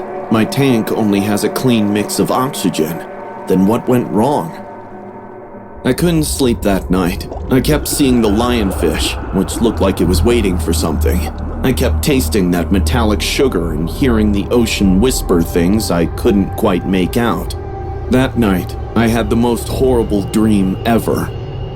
In the dreams, I found myself back at a depth of 18 meters. The reef was dead and had lost all of its color. Fishes were hanging still, looking at me with bulging eyes. Something was moving in the dark, but it was not a shark. It was worse than that. Something with too many arms and mouths. I could feel it watching me, waiting for me. I turned around to swim away, but met my face staring back at me, floating at a distance. The mouth was open and screaming, but no bubbles came up. Gasping for air, I woke up, my lungs burning, and my sweat soaking the sheets. My night terrors got worse, and I was sure something came up from down with me. Even in the daytime, when the taps were off, I could hear water dripping in my apartment. Weeks later, when I finally learned to cope with the trauma, I went back to the boat for one last look. The captain knew who I was, so he recognized me immediately. He gave me a tight smile that offered some comfort. You were very close to the edge, he said. What do you mean? He paused for a second. There are many stories about the coral reef. Many divers reported seeing things and hearing unusual sounds. People say it's the stress. Perhaps it's the nitrogen narcosis. But some others... He stopped talking. Others what? He finally met my gaze. They say that when you go too deep into the sea, it takes something from you. And occasionally, it gives you something back. His words sent a chill down my back. I left without saying goodbye. I don't get close to the water anymore, but there are times when I close my eyes and I'm 18 meters down again. I'm tired of reliving that memory deliberately. I really hope that sharing my story will ease my burden and allow me to resume my normal life. Until then, I'm not going close to the ocean, ever again. I'm 16 now, and this happened not too long ago. It was the first time in months I'd had the apartment to myself. My parents had left that evening to go visit my grandma, who wasn't doing well across town. I didn't go because of school the next morning, but honestly, I was excited to be home alone. About 3 hours after they left, my mom called. She told me it had started pouring badly where they were, and the thunderstorm looked like it would last all night. They intended to spend the night at my aunt's house, which is close by, and return early the next day. Peter, please make sure you lock all the windows and doors before bed, okay? She said, before hanging up. I said I would. I meant to. But I was in full solo mode by then. I had loud music playing, junk food on the table, and a horror movie queued up. I lit one smoke, crashed on the couch, and just melted into the night. It was raining outside, and the sound was calming. Somewhere around the second act of the movie, I must have dozed off. I woke up hearing knocking sounds. My eyes shot up. I could feel my heart pounding. The knocks were not very loud, but they were enough to make me open my eyes wide. Initially, I suspected that the noise was coming from our neighbor upstairs. He sometimes came down when his Wi-Fi was acting up or to ask about packages, so I ignored it. But then it came again. It was more intense this time. Knock, knock, knock. Something felt off. I paused the movie, stood up, and looked around. That's when I noticed that my front door was wide open. Rain was splashing in from the open hallway window. A gust of wind had blown some junk mail onto the floor. My heart sank. I knew I forgot to lock it. I quickly rushed over and slammed it shut, locking the deadbolt immediately. I tried to make sense of it. Maybe it was slightly ajar and the wind blew it open. If someone did open it and got in, then I would have heard that person, right? So many thoughts were going on in my mind. Just then, I heard giggling behind me. The laughter was unlike any you might hear from a friend or a sitcom. The laughter was soft and wet, almost childlike. I turned my head around slowly. For a few seconds, I saw nothing but the empty couch and dark floor. Then, a face, a head. A full human body emerged from behind the television cabinet. A human figure was crawling on all fours, and I knew that person well. He was the brother of our upstairs neighbor. I'd seen him maybe 3 times before in my life, always with someone supervising him. Everyone in the building knew about his mental history and unstable condition. He was rarely outside unless his brother had him by the arm. When I fell asleep, he must have gotten in and hid behind the cabinet. I watched in horror, not knowing what to do.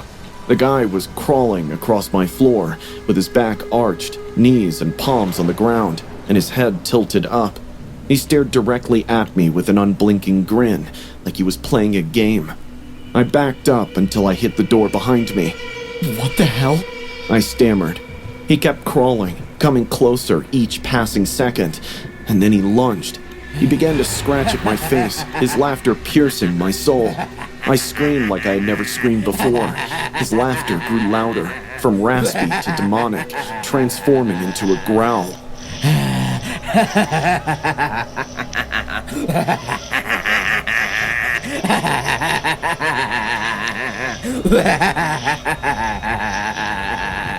His fingernails scraped down the side of my face and neck.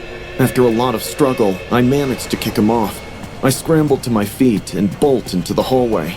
Right there, in the stairwell, I bumped into his brother, our neighbor. He had fear and panic all over his face. Seeing me panting, he understood what must have happened. He rushed into my apartment and came out grabbing his brother, who was still laughing like a psycho. He kept pulling his brother back while apologizing over and over. The guy was still trying to come at me. I was standing there, blood on my cheek, completely in shock. I think I asked something like, "Why was he in my apartment?" But I don't even remember if I said it out loud. The neighbor was clearly shaken. He said he'd been looking for his brother for the past hour. Somehow the guy must have slipped out during the storm. He found our door unlocked while wandering in the hallway. I didn't press charges. I told my parents not to call the cops when they rushed back. He had no idea what he was doing. The situation was frightening, but it did not involve any evil intentions. However, his brother and their entire family left the building after that. The landlord must have told the family that the brother couldn't stay there. My dad told me their family placed him in a psychiatric facility soon after. Sometimes I wake up having nightmares that my door is open and someone is crawling toward me with a smile.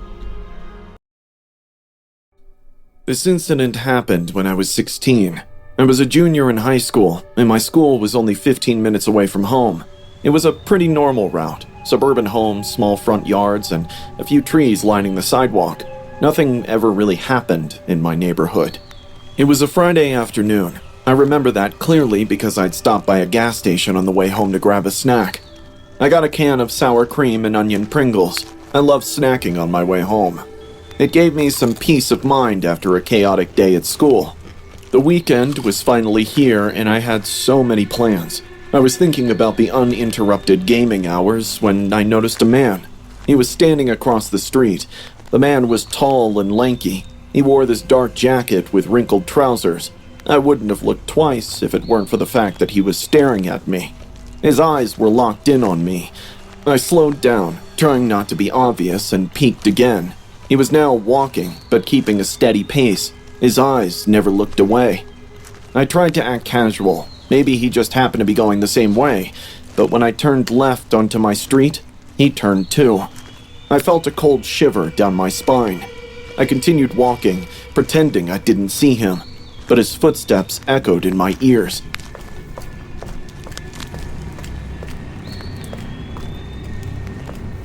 I was halfway to my block when I felt him changing sides. I turned around quickly, trying to look confident, and that's when he stopped. He was right behind me, maybe 10 feet away. His eyes were wide, and his face was expressionless. Then, in the creepiest voice I've ever heard, he asked, "Can I have some?" I blinked, confused. "What?" He pointed to the can of Pringles in my hand. "Can I have some? I've been watching you eat them." I stood clueless, like I'd forgotten to speak. He was neither laughing nor smiling, which hinted this wasn't some silly joke. It was this weird, calm face, like he really meant it.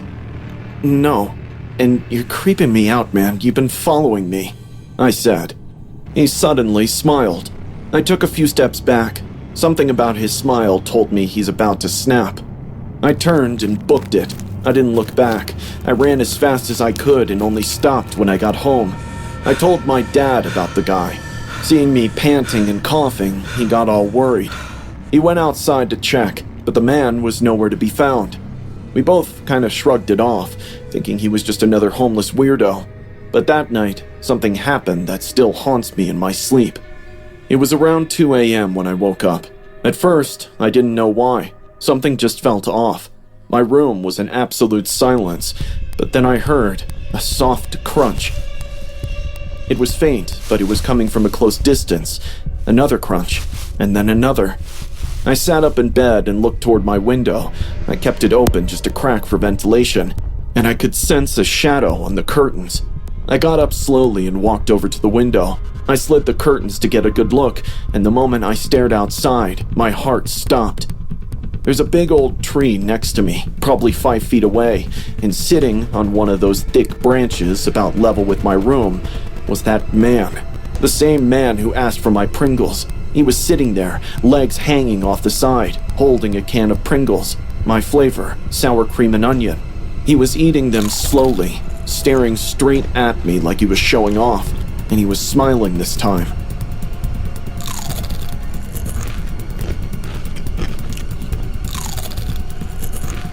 I screamed as loud as I've ever screamed in my life.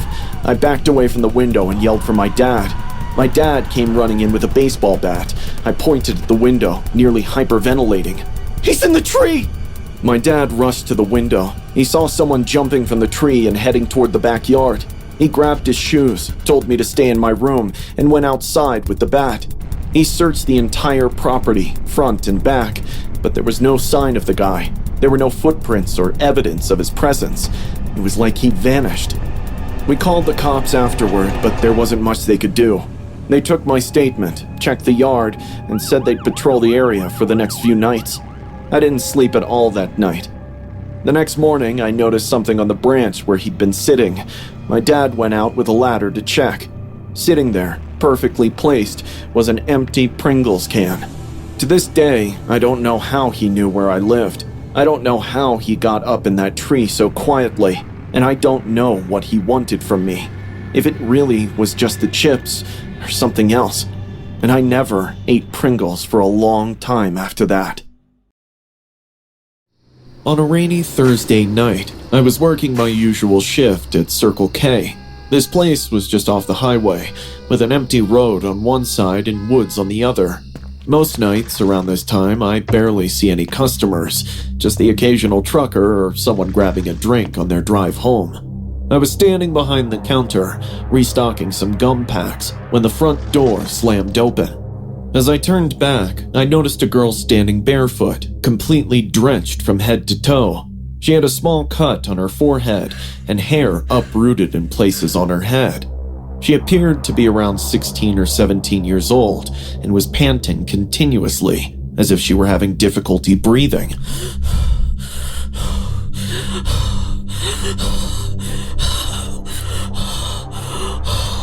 Hey, you alright? At first, she didn't respond. She simply stood there, trembling, staring at me. I walked closer and asked again in a softer tone. Please, help me. I don't want to go back. Her words sounded like riddles. I gave her a towel and asked, Go back where? Did someone hurt you? Just call the cops, now! I called 911. Everything about her gave a strong indication that something awful had happened to her. I kept looking at the girl while I was on the phone with the 911 operator. I don't know why, but her face seemed familiar. The cops are on their way. I tried talking to her while we waited. She didn't answer when I asked her name. She finally responded when I asked her how she got into the woods. It was him. My master. But I'm scared of him now. I felt sick to my stomach when I heard the word master. What? Who's master? Her eyes widened if she weren't fully present when she gazed at me. He keeps me at the cabin in the woods. Sometimes he feeds me with his mouth. He says, I'm here to serve him. My heart was racing as I sat there listening. She continued explaining how he punished her when she made a mistake. She said he plucks out her nails as offerings. It's been 2 weeks and I only have 1 nail left. She lifted her hand and I jumped, seeing the tip of her fingers. That's when it hit me. I'd seen her photo on Facebook on a missing person post. She was the girl who vanished about 2 weeks ago from a town 30 miles away. Just as I was about to ask if her name was what I remembered from the post, a van pulled into the lot. The headlights were off. It rolled up slowly, stopping right in front of the store. Then, the driver honked, just once. The girl's face went pale. Her lips trembled as she whispered, Master's here. Without thinking, I bolted to the front and locked the doors. The driver of the van stepped out. He was alarmingly tall and wore this dark raincoat. He had an expressionless face with blue eyes that sent a shiver down my spine. He approached the glass, gazed at the girl, and then looked at me. Let her out! She's mine! You have no idea what you're doing! I told him the cops were on the way, but that only made him angrier. He started slamming his fists on the glass. I genuinely believed he was going to break it. The girl sobbed as she curled up in the corner. I tried my best to remain composed as I stood between her and the door. This continued for a minute, and I was sure I'd fight him till the last drop if he got in. Just then, sirens from a cop car echoed from a distance. The man ran back to the van and sped off into the darkness. The cops came in, guns drawn, checking every corner of the store. Once they were sure it was safe, I told them everything. The girl confirmed her story and even pointed out a small symbol she said he made her carve into a tree near where she escaped. The cops radioed it in and said they'd search the area immediately. Within an hour, they had found the makeshift shack deep in the woods, along with evidence confirming she had been kept there. By the next morning, they had arrested the man. He had a long record of disturbing behavior that had somehow flown under the radar for years. The girl's parents came to see me at the store 2 days later. They cried so hard they could barely speak. Her mom hugged me and thanked me over and over. The cops said if she hadn't run into the Circle K, or if I haven't stopped the man, things could have ended very differently. It's been months now, and I still think about that night.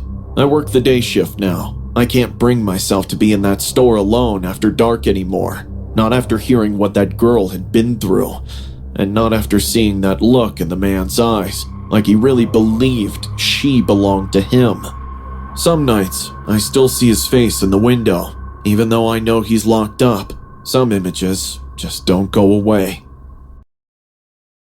I've been a park ranger in western Montana for over 8 years. In that time, I've seen my fair share of strange things. Missing hikers showing up miles away with no memory, distant howls that didn't sound like a familiar animal, and shadows that moved just out of sight. But nothing compares to what happened near Devil's Hollow last September. It began with a normal call from the main station. A group of campers packed up and left their site early that morning. Around 2 a.m., one woman said she heard someone say her name. Someone else said she saw a man in the woods yelling and running behind trees, but they never saw his face. Devil's Hollow has always been known for its eeriness. Many locals believe it to be cursed. There are many old stories about ritualistic sacrifices and evil spirits lurking there, but I never really paid attention to them. Most of it sounded like made-up stories told around a campfire to scare tourists. So, when I got to know about the campers, I figured I'd check it out. It took me an hour to reach Devil's Hollow. It's a low-lying stretch of woods surrounded by thick pine. I patrolled it dozens of times and could walk it blindfolded. Things were not the same that day, though. On the right, about 20 feet from the main road, I saw a narrow path I had never seen before. It went off into the trees and was overgrown, but had footprints on the grass. It looked like someone had walked on it that morning. I looked at the map one more time, and there was no trail there. It was strange not having it mentioned on the map. It might have been an old game trail or a path that a hunter had used. I decided to follow it for a bit. Right from the start, it felt off. The air suddenly got colder, heavier. The trees grew denser, like they were closing in, and it was too quiet. Not just normal forest quiet, dead silent. No wind, no birds, just the sound of my boots and breathing. Then I started noticing carvings on the trees, tally marks, groups of 5 scratched into the bark at shoulder height. Some trees had dozens. It looked deliberate, like someone was counting something, and then stopped all of a sudden. About 20 minutes in, I started hearing footsteps. At first, I thought it was just an echo, my own steps bouncing off the trees. But then, I realized it was slightly off, just a beat behind mine.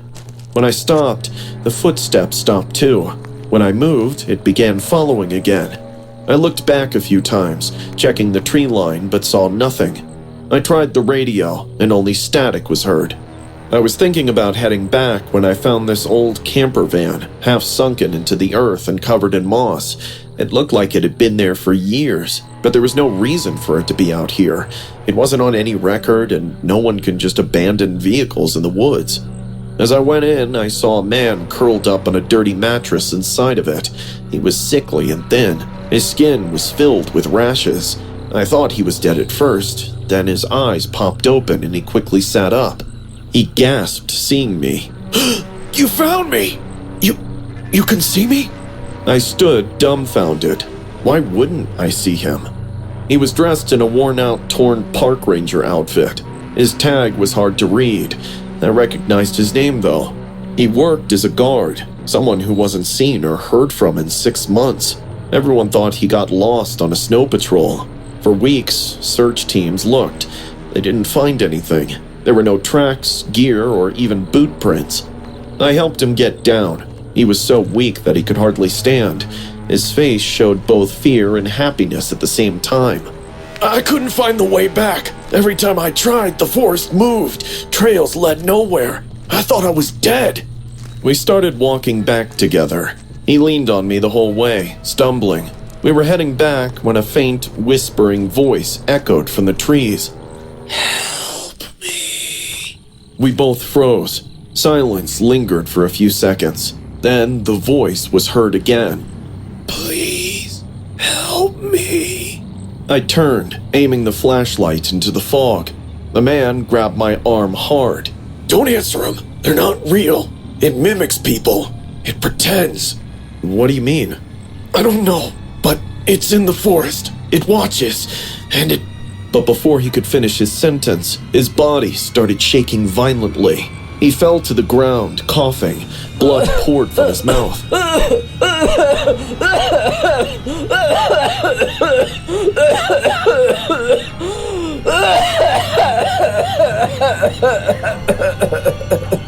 I backed up, yelling, What's happening to you? Oh my God!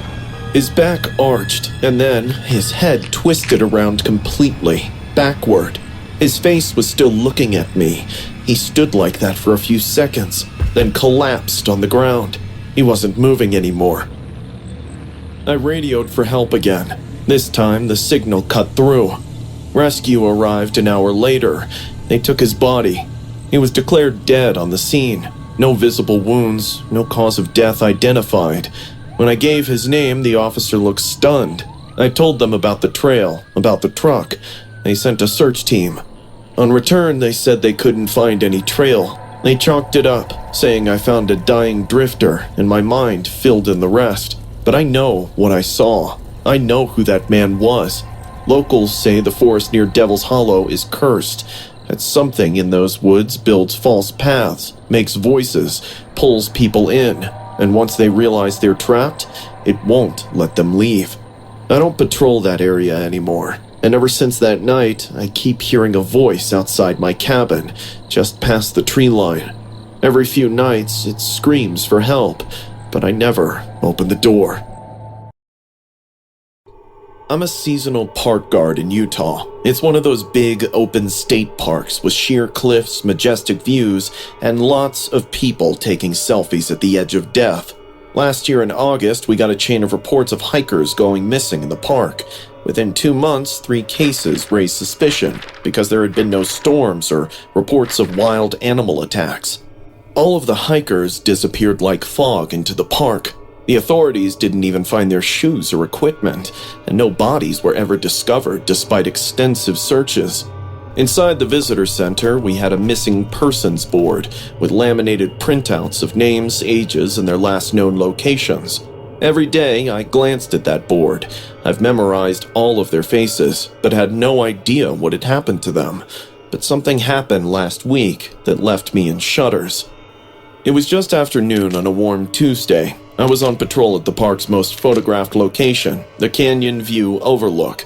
Imagine expansive cliffside vistas, barriers to prevent foolish people from plunging, and a large number of tourists posing as National Geographic with DSLRs. I was keeping an eye on the visitors when I saw this elderly man. Perhaps he was in his late 50s, dressed in a trekking vest and muddy boots. He had this great camera bag hung over his shoulder. His well-groomed beard gave him the appearance of a granddad. He was pointing a huge zoom lens at the canyon while standing near the railing. It felt good to see a man of his age still craving nature. I walked up to him just for a casual chat. "You getting any good shots?" He grinned. I'm trying.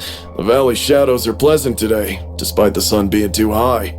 We spoke for a minute about his favorite trails, photography, and the weather. He has said he is coming to the park for quite some years now. I asked if he lived nearby. Something like that, he responded, laughing. From there, the conversation took a dark turn, so dark that it made my stomach churn. You know, some of the individuals on your missing hikers board look familiar to me. I blinked. Oh, is that so? He gave a nonchalant nod. Yeah, that June pair, hiking with the blue backpacks, and that lone man in the red flannel. Did he own a drone?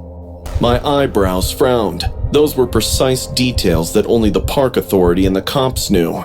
There was no way anyone in the public was aware of it. The cops strictly told us not to disclose any of these findings, as it could hamper their investigation. "How do you know all this?" I asked without trying to sound too curious. He grinned once again as he glanced at me. There was something in his pale blue eyes that made my skin crawl. He brought his face closer to mine and just kept staring at me for a few seconds. Then he said, "You know, there are two kinds of people in the world. One enjoys watching crime on screen, and the other enjoys turning all that gore into reality. I don't think you fall into the latter." My hands started shivering because I could guess the underlying meaning in his words. "Which one are you?" He put his finger on his lips and shushed very creepily. Then turned his camera bag over his shoulder and walked down the overlook trail as if he hadn't just admitted to something crazy. I stood there motionless in fear.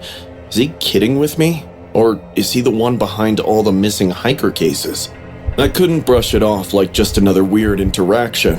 I hurried back to the visitors center security room. At Canyon View, we just placed a camera, not for surveillance exactly, but to keep an eye on crowds and cliff safety. However, it captured every single visitor throughout the day. I retrieved the timestamp where I was talking to the man while standing close to the edge. But he was smart. He stood the entire time with his back to the camera. Not once did he look back, not even by accident.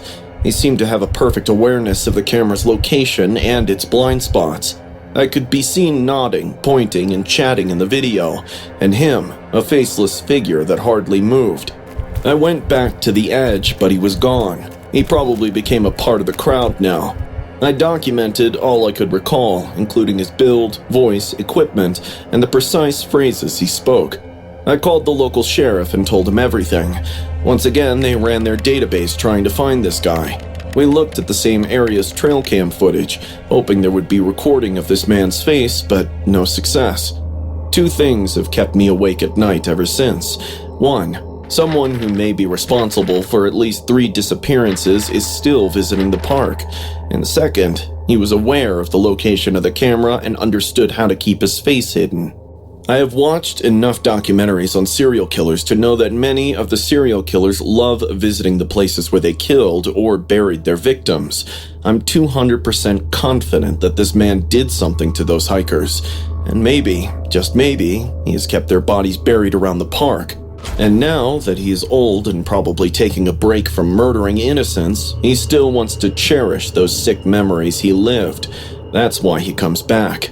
Also, he is way too confident about his crimes and sarcastically admits to them because he knows no one will find those hikers' bodies except him. To this day, it gives me goosebumps that so many people can actually get away with horrible deeds without ever getting caught. I keep my eyes open now just in case I see him again, but I don't have much hope. I experienced this at the age of 19. It was late at night and I was driving home alone after leaving a party a few towns over. The highway was deserted at nearly 2:30 a.m. I discovered my gas tank was nearly empty after 20 minutes of driving. Fortunately, I noticed a tiny Circle K sign illuminated in the distance. It was the only choice, but it had an old, dilapidated appearance. I parked next to one of the pumps after pulling into the lot. It was empty. I couldn't see anyone inside the store, even though the lights were on. In an attempt to get the attendant to come out and assist, I honked my horn once. Still nothing. I got out to pump the gas myself because I was cold, irritated, and running late at that point. At that moment, I felt goosebumps. A big glass window close to the Circle K's front was badly cracked. Someone appeared to have thrown something heavy, perhaps a rock or even a brick. I stopped and gazed at it. A spiderweb pattern of broken glass covered the pane. I felt uneasy. After hurriedly filling up the tank, I locked my car and went inside to take a look. I have no idea why I did. Maybe I wanted to make sure nobody was hurt inside. The bell above the door jingled as I pushed it open, but there was no one at the counter. I called out a quick, Hello? but only silence remained. A shelf in one of the snack aisles near the back was overturned, and bags of candy and chips were all over the place. It looked like a struggle had happened. The place wasn't trashed entirely, but just enough to hint something's not right here. I was about to pull out my phone and call 911 when I heard footsteps. A man walked out from the back storage room, dressed in a Circle K uniform. He looked off. His shirt was wrinkled and half untucked. There were sweat marks on his collar and his name tag was missing. He looked tense, as if he wasn't ready for a customer. He smiled at me in this really forced way and said, "Sorry about that. I had to take care of a mess in the back." I tried to act casual and said, It's okay. I just needed some gas. He nodded and went behind the counter. I asked him if everything was all right, and he laughed nervously. Yeah. Some kids tried to break in earlier. They broke the window and made a mess, but I chased them off. My instinct told me he was lying. His eyes kept shifting toward the back room. As I turned to glance at the door from which he had come, I noticed something unusual. There were two legs just barely visible through the small crack in the door. They were lying completely still on the floor. The shoes were pointed upwards. I tried not to react, awkwardly smiling. I informed him that I needed to use the bathroom. He paused for a moment to think, then nodded in response. With trembling hands, I took out my phone and locked the bathroom door after entering. I whispered everything I saw to 911. I told them about the body in the back room, the strange guy, the shelf, and the broken window. The dispatcher informed me that officers were already on their way and advised me to remain locked in the restroom. I spent what seemed like an eternity inside. I heard the man breathing heavily as he passed the door at one point. Perhaps he was aware that I had seen too much. I remained silent and held my breath. 10 minutes or so later, I heard police sirens outside. The front doors exploded open. I heard shouts and footsteps, then a loud crash that resembled a tackle. A few minutes later, a police officer knocked on the bathroom door. I opened it and saw two officers waiting for me. One let me outside, while the other stayed in to secure the scene. It turns out the guy wasn't a Circle K employee. He was a known criminal with a record of break-ins and robberies. According to the officers, he had walked into the store less than 10 minutes before I got there and had gotten into an argument with the real clerk, who was just a 22-year-old guy working the night shift. Things escalated and he stabbed him during the struggle. The cops said if I had come in just a few minutes earlier, I might have walked in while it was happening. Or worse, been part of it. They found the clerk's body in the storage room. The guy had tried to hide it, but hadn't gotten the chance before I arrived. He was probably going to clean up the scene and take the cash before disappearing. To this day, I can't stop thinking about how close I came to dying. I still drive that same highway sometimes, but no matter what, I make sure I fill up before I leave, and I never stop at that Circle K again. I was 19 years old when I encountered fear and helplessness at the same moment. After receiving acceptance to a college, I was desperate to find a place that wouldn't deplete all of my student loan funds. I found a post for a shared house only 10 minutes from campus, after looking through dubious listings and expensive dorm rooms. The advertisement was short and straight to the point. Roommate wanted. Rent is reasonable. Separate, quiet, and clean room available. If interested, contact Ryan. His phone number was also mentioned there, so I texted him right away. I received a message back within an hour. Ryan Miller was living in this apartment and needed a roommate to split the rent. That afternoon, he offered to show me around and told me the room had been looking for its master for quite a while. It sounded a little odd, but then I thought maybe I was just nervous about living with someone I didn't know. But I had no other option, and the place set well enough with my requirements. Ryan was like every normal guy when I first met him. He was quiet, soft-spoken, and maybe a little awkward around women. He told me he was in his mid-20s, worked from home, and loved Jurassic Park a lot. A few pictures in the hallway caught my eye, and his room, well, it looked like a small museum. There were movie souvenirs, model skeletons, and dinosaur figurines on every shelf. He said he's a student of film studies and working on his own independent project. I moved in right away. Everything went well. Ryan spent most of his time in his room. In the kitchen, we had a quick conversation. He inquired as to what I was studying and whether I enjoyed movies before launching into a lengthy discussion about how Jurassic Park was a vision rather than merely a movie. I nodded, courteously, and had dinner in the living room. I fell asleep fast that night because of the fatigue from the entire day. Around 2 a.m, I woke up to a weird sound. It was a low rumble. I guessed it was coming from outside, possibly a dog or maybe distant thunder. But the more I paid attention to it, the closer it sounded. At one point, I realized it was coming from within the apartment. This low, deep growl changed quickly into a long, loud screech. It sounded like the scary BGM of movies. I sat up in bed immediately. The heart was racing, and palms were sweaty. The growl continued, and it was coming from the living room. I got out of bed slowly and opened my door just enough to see what's going on. What I saw made my stomach turn. Ryan was down on his knees, crouched in the living room corner. He had on a full velociraptor mask, like the ones you can find in Halloween shops. I heard the same growling sound and understood it was Ryan who was making it.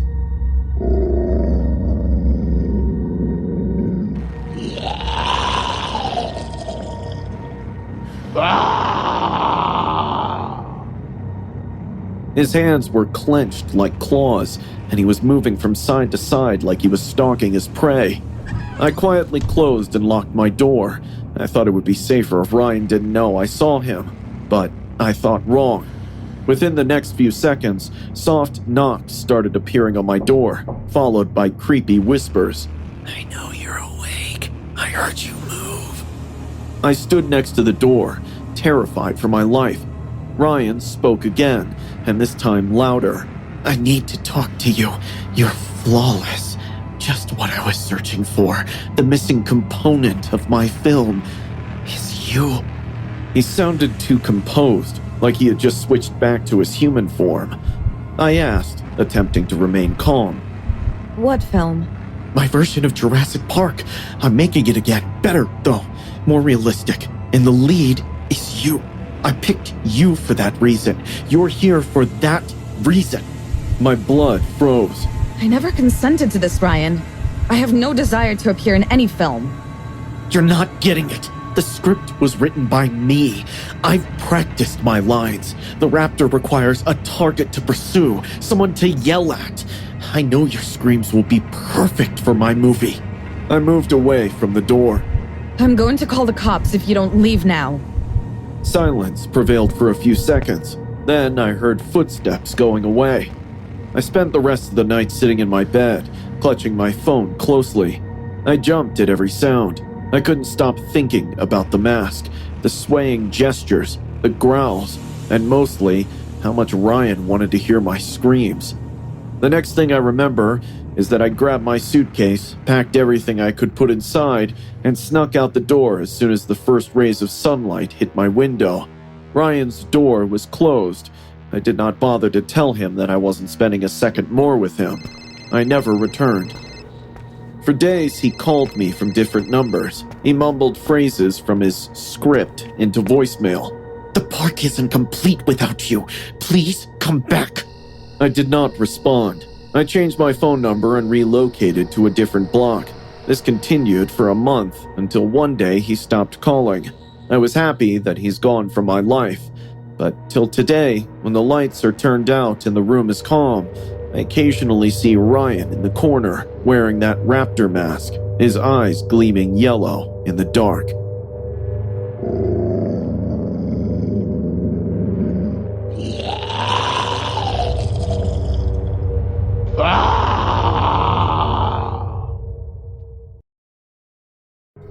This was undoubtedly the most terrifying night of my life, beginning as a typical Netflix and chill date. I'm 25 and I've been seeing this girl Ava for a few weeks. She's the kind of girl who's smart, funny, and beautiful. I fell for her instantly. So one Friday night, I invited her to come over for a movie date and a cozy dinner at my place.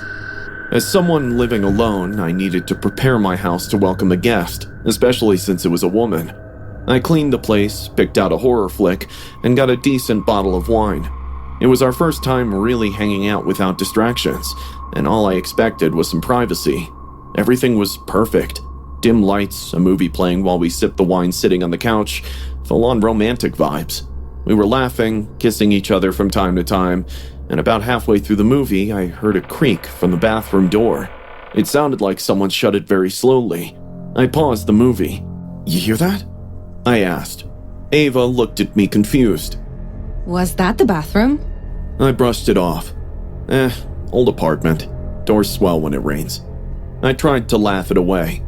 We got back into the movie. In the next 5 minutes, my hand was on her shoulder, and we were closer than ever. I looked into her eyes, and she blushed looking at mine. Before I knew it, we had started making out. For probably 5 magical minutes, all was going well. But then suddenly, a high-pitched scream tore through the apartment. Both of us jumped in horror, not knowing what just happened. The sounds of glass shattering in the bedroom made me believe it wasn't just me and Ava at my apartment. We have a third uninvited guest with us. We froze. Ava clutched my arm, eyes wide. What the hell was that? She whispered. I got up and ran toward the bedroom, half expecting to find my mirror had just fallen or something. Instead, standing barefoot in the middle of the bedroom, was Marissa. Marissa was my ex-girlfriend with whom I experienced the most devastating breakup of my life. Her hair was all messed up like she hadn't brushed it in weeks. She was standing barefoot, holding my bottle of cologne in one hand and Ava's hoodie in the other. There was broken glass everywhere. Her hands had little cuts on them, but she didn't seem to notice. She looked at me with this completely unhinged expression. She doesn't know you like I do!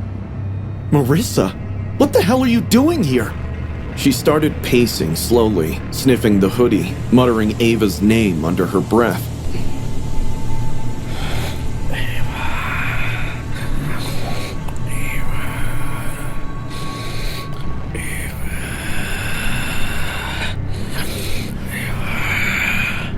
That's when Ava came to the doorway, and Marissa tried to attack. I managed to grab her mid-lunge by the waist and wrestle her back into the room. She was kicking, screaming, and spitting at me, her face twisted in rage, repeating Ava's name over and over like a curse. I screamed for Ava to run. She bolted to the kitchen and grabbed her phone. Meanwhile, I shoved Marissa onto the bed, heart racing. "Marissa, stop this madness!" She kept clawing at me, wailing and laughing. I pushed her onto the floor and locked her in my bedroom. Ava and I stood outside the bedroom, totally shocked by this quick change of atmosphere. Suddenly, the room felt silent. Did she? But before Ava could finish her sentence, a soft tapping took place on the bedroom door.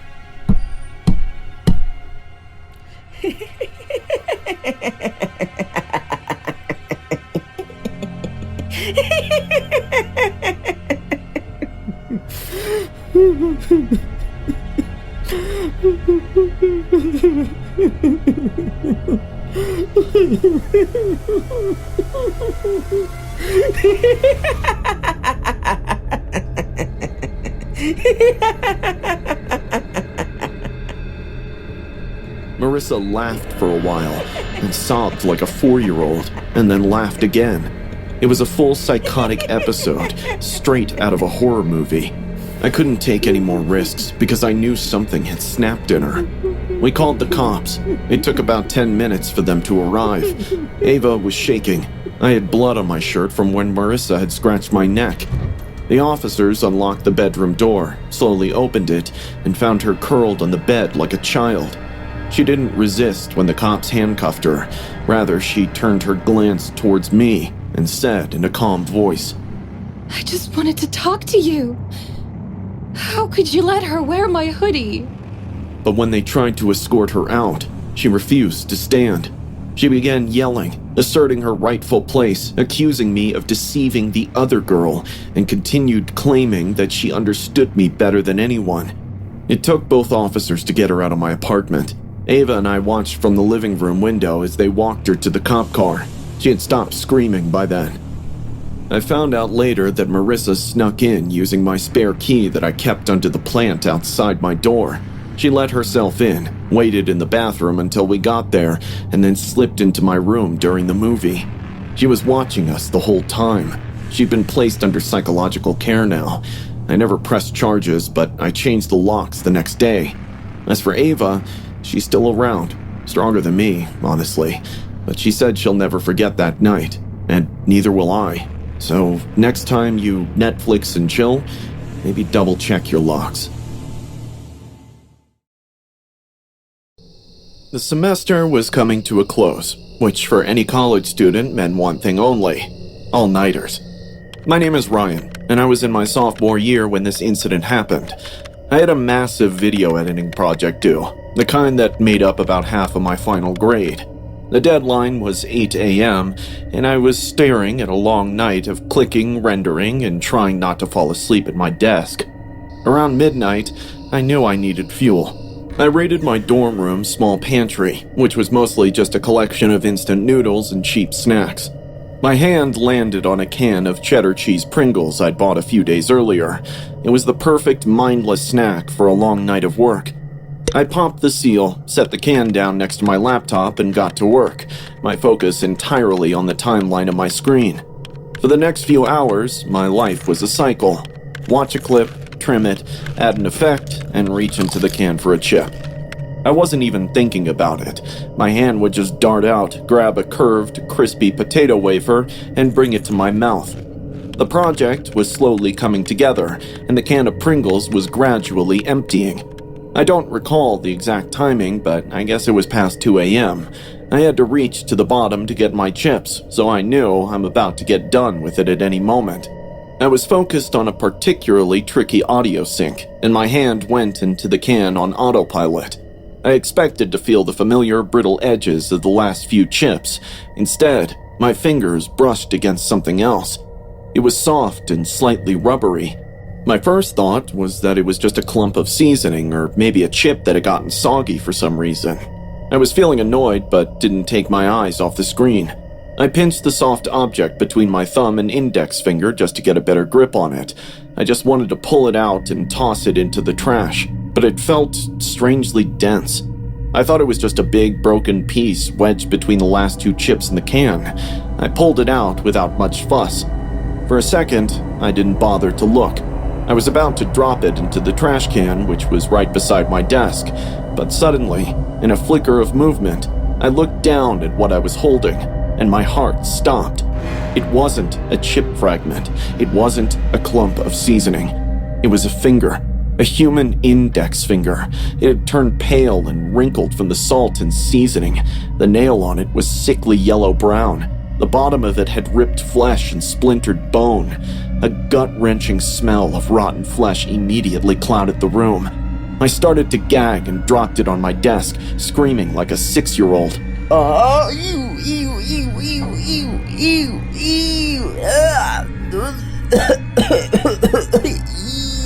Oh, I shot back in my chair, watching the severed finger lying on my desk, curled between a pen and a stray paperclip. I was on the verge of vomiting all over my carpet. My hands were shaking so badly I could hardly unlock my phone. When I managed to calm down, I dialed 911. The police arrived a short time later. I think they were skeptical at first, probably thinking it was some kind of prank. But when they saw the finger, their expressions changed. They never thought they'd find a rotten human finger inside a Pringles can. They took my statement, collected the can and its horrifying contents, and left. I couldn't work on my project anymore after that. I just sat there, staring at the space on my desk where the finger had been until the sun came up. About a week later, a detective called me. He told me they had found out what had happened. A worker at the Pringles factory had lost his finger in a piece of machinery. They had run his DNA and it was a match. The detective said the factory owner knew about the accident, but he didn't want to stop the production. I used to work overnight shifts at Costco. You punch in after the store closes and spend the next 8 hours immersed in forklifts, pallets, and an overwhelming silence. Most nights were uneventful. We spent our nights restocking shelves, enjoying our music and making jokes to keep ourselves awake. But there's one night I'll never forget. It was around 2:30 in the morning. I was assigned to restock near Dock 3, the far end of the warehouse where the emergency exits and loading bays are. It's always a little colder and quieter back there, like even sound avoids that corner. I had my headphones in, but low enough to hear if someone called out. I was casually checking the delivery receipts of new stock when I noticed the corridor leading to the emergency door. The corridor was in darkness, but the door was cracked open, letting the yellow gleam of the streetlight outside peek in. Now, these doors are always supposed to stay shut. Not only are they alarmed, but it's a major security risk to have them unlocked or ajar. We had previously received a warning about this issue, so I assumed someone just forgot to pull it shut all the way. Maybe one of the truck drivers, or even a coworker who went for a smoke. I started walking over, figuring I'd close it and let security know. But when I got within about 15 feet, I stopped. There was someone standing in the end corner of the corridor. He was trying his best to blend in the dark. I couldn't see him clearly, but I could make out a shape. It was a man with messed up hair, and he was watching me. "Who's there? I can see you!" He didn't say a word and didn't move. He just stood there like he was waiting for something. At first, I thought it might be a homeless guy or a worker locked out, but something about the way he stood, completely still, like a statue, made the hairs on the back of my neck stand up. I reached down slowly to grab my radio from my belt. The second my hand touched it, the man bolted. He didn't say a word. He just turned and sprinted into another corridor leading to the left. He was gone before I could even speak into the mic. I grabbed a flashlight and checked the corridors, only to find nothing but void. My mind wanted to believe he was gone, but my gut feelings spoke otherwise. I got back to restocking the aisles. From time to time, I kept glancing at the long, empty corridors. 15 minutes went by, and I had just started believing that the man's gone, when I felt something wet on the back of my neck. It seemed like drops of water, but the ceilings of Costco are well built. It's impossible to have any leakage. So where did the water come from? My eyes kept searching the high ceilings, and all of a sudden, I felt the aisle in front of me shudder. Am I getting sick, or is this an earthquake? I was just hoping to check the other side when I saw a head rising above the top shelf. The man was looking at me from the top of the shelf. He had climbed up and was watching me like some deranged peeping Tom. Guess what? The water drops were his drool. That brief encounter we had, I will never forget his eyes. They were staring me down like hungry wolves. I screamed at the man and called the security immediately. The aisle trembled once again as he climbed down and ran for the emergency exit. Security came down with flashlights. A few of the other night staff helped check the area, but we didn't find anything. No one saw where he went. Everyone tried to brush it off, thinking it was some addict looking for shelter. The next afternoon, I got called in early for my shift. The security manager wanted to show me something. He brought me into the back office where the camera feeds are stored and pulled up footage from the night before. He didn't say anything, just let it play. I watched myself on the screen, stacking inventory and organizing pallets. Everything looked normal. Then, way in the background, barely visible unless you were looking for it, was the emergency door, and someone was already there. A man had been standing in the shadows for over an hour. He would occasionally lean forward and slowly, very slowly, push the door open, inch by inch. Then he'd pull it back, like he was testing something, like he was trying to see how close he could get without being noticed.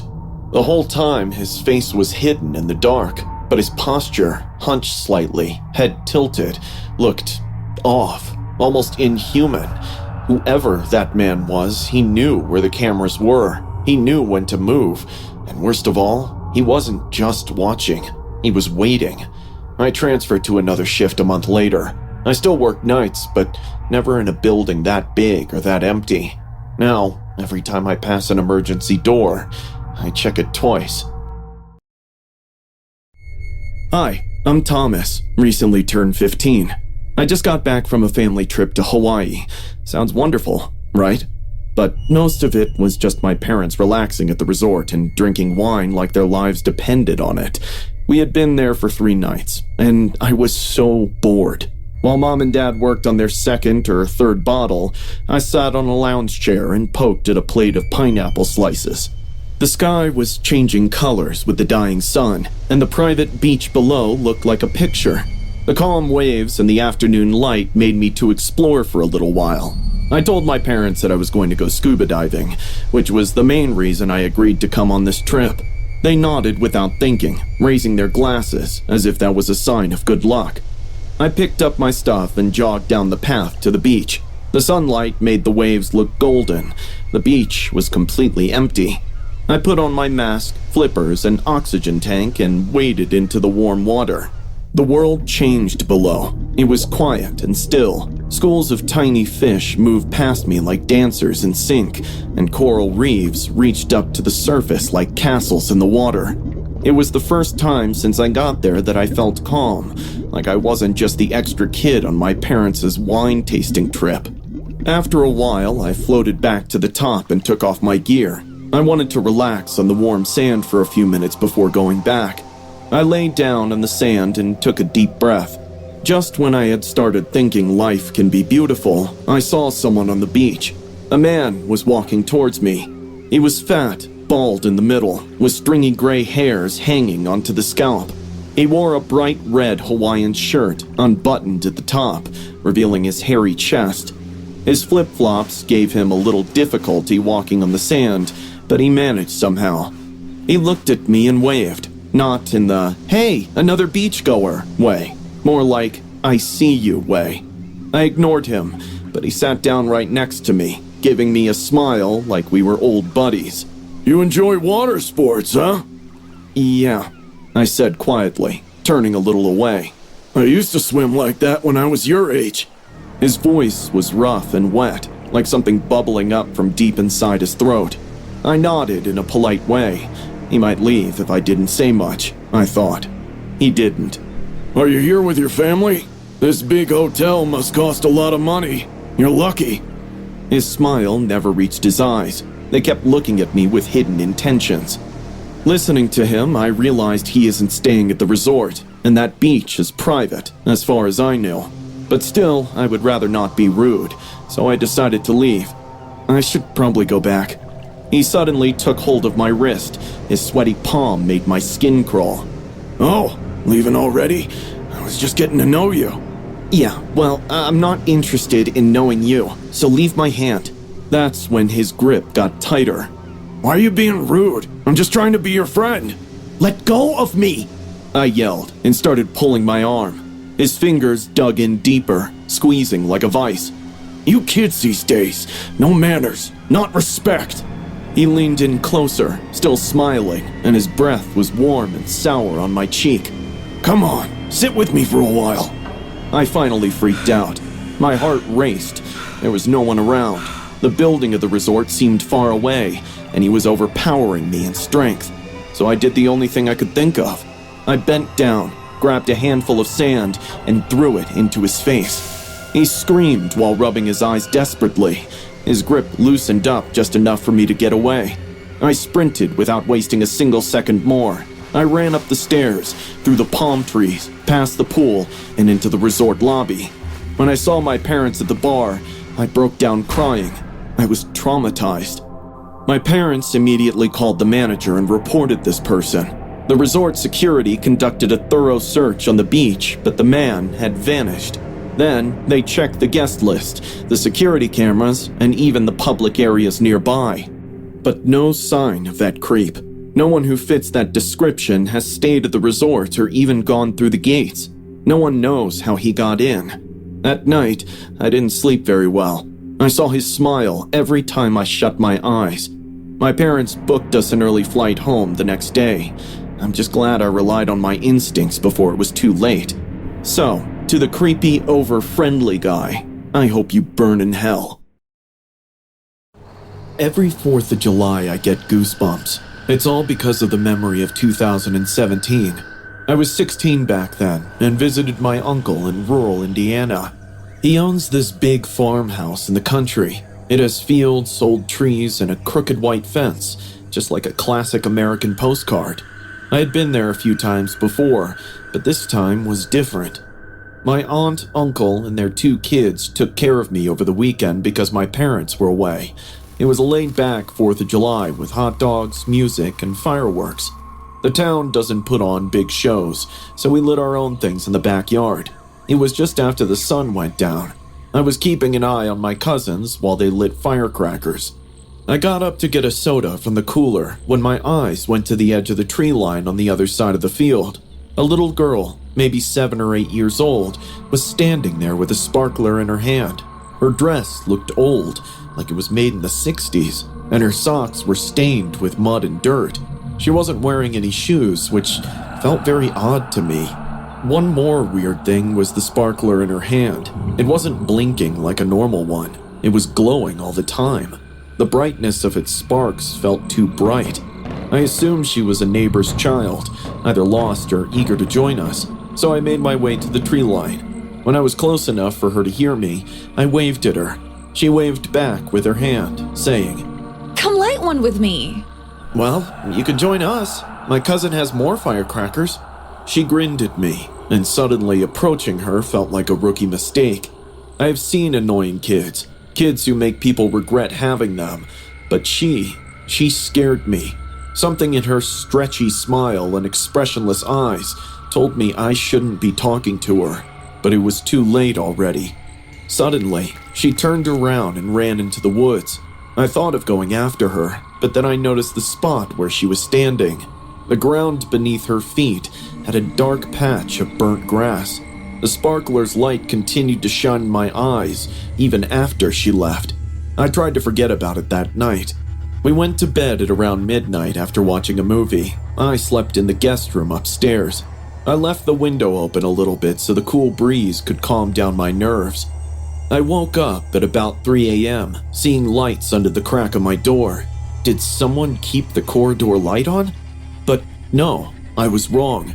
I opened the door and found a sparkler on the wooden floor. It was just sitting up. Whoever brought it here made sure to stick it between the floorboards so it could burn perfectly. There were no sparks or smoke, just this steady white-hot flame like before. I watched it, feeling it was all just a dream, when somebody giggled from the other end of the corridor. It sounded like a little girl's. My eyes kept staring at the dark end of the corridor. A few seconds passed, and then a minute passed, before I suddenly heard running footsteps approaching me. I couldn't see anything. I only heard the stomping of feet getting louder and closer with each passing second. I rushed back in and locked the door, panting like a dog. Cold sweat covered my palms as I couldn't figure out what was happening with me. Suddenly, I heard the same giggle in the corner of my room. I looked, and there she was, standing in the darkness, smiling at me. It was the same girl from the tree line, and her eyes were glowing. She slowly peeked her head from the darkness, and I saw her face that numbed my veins. Her mouth was on fire. It looked as if it had melted shut in some places and cracked open in others. Her lips were black and full of blisters. Her hands were even worse.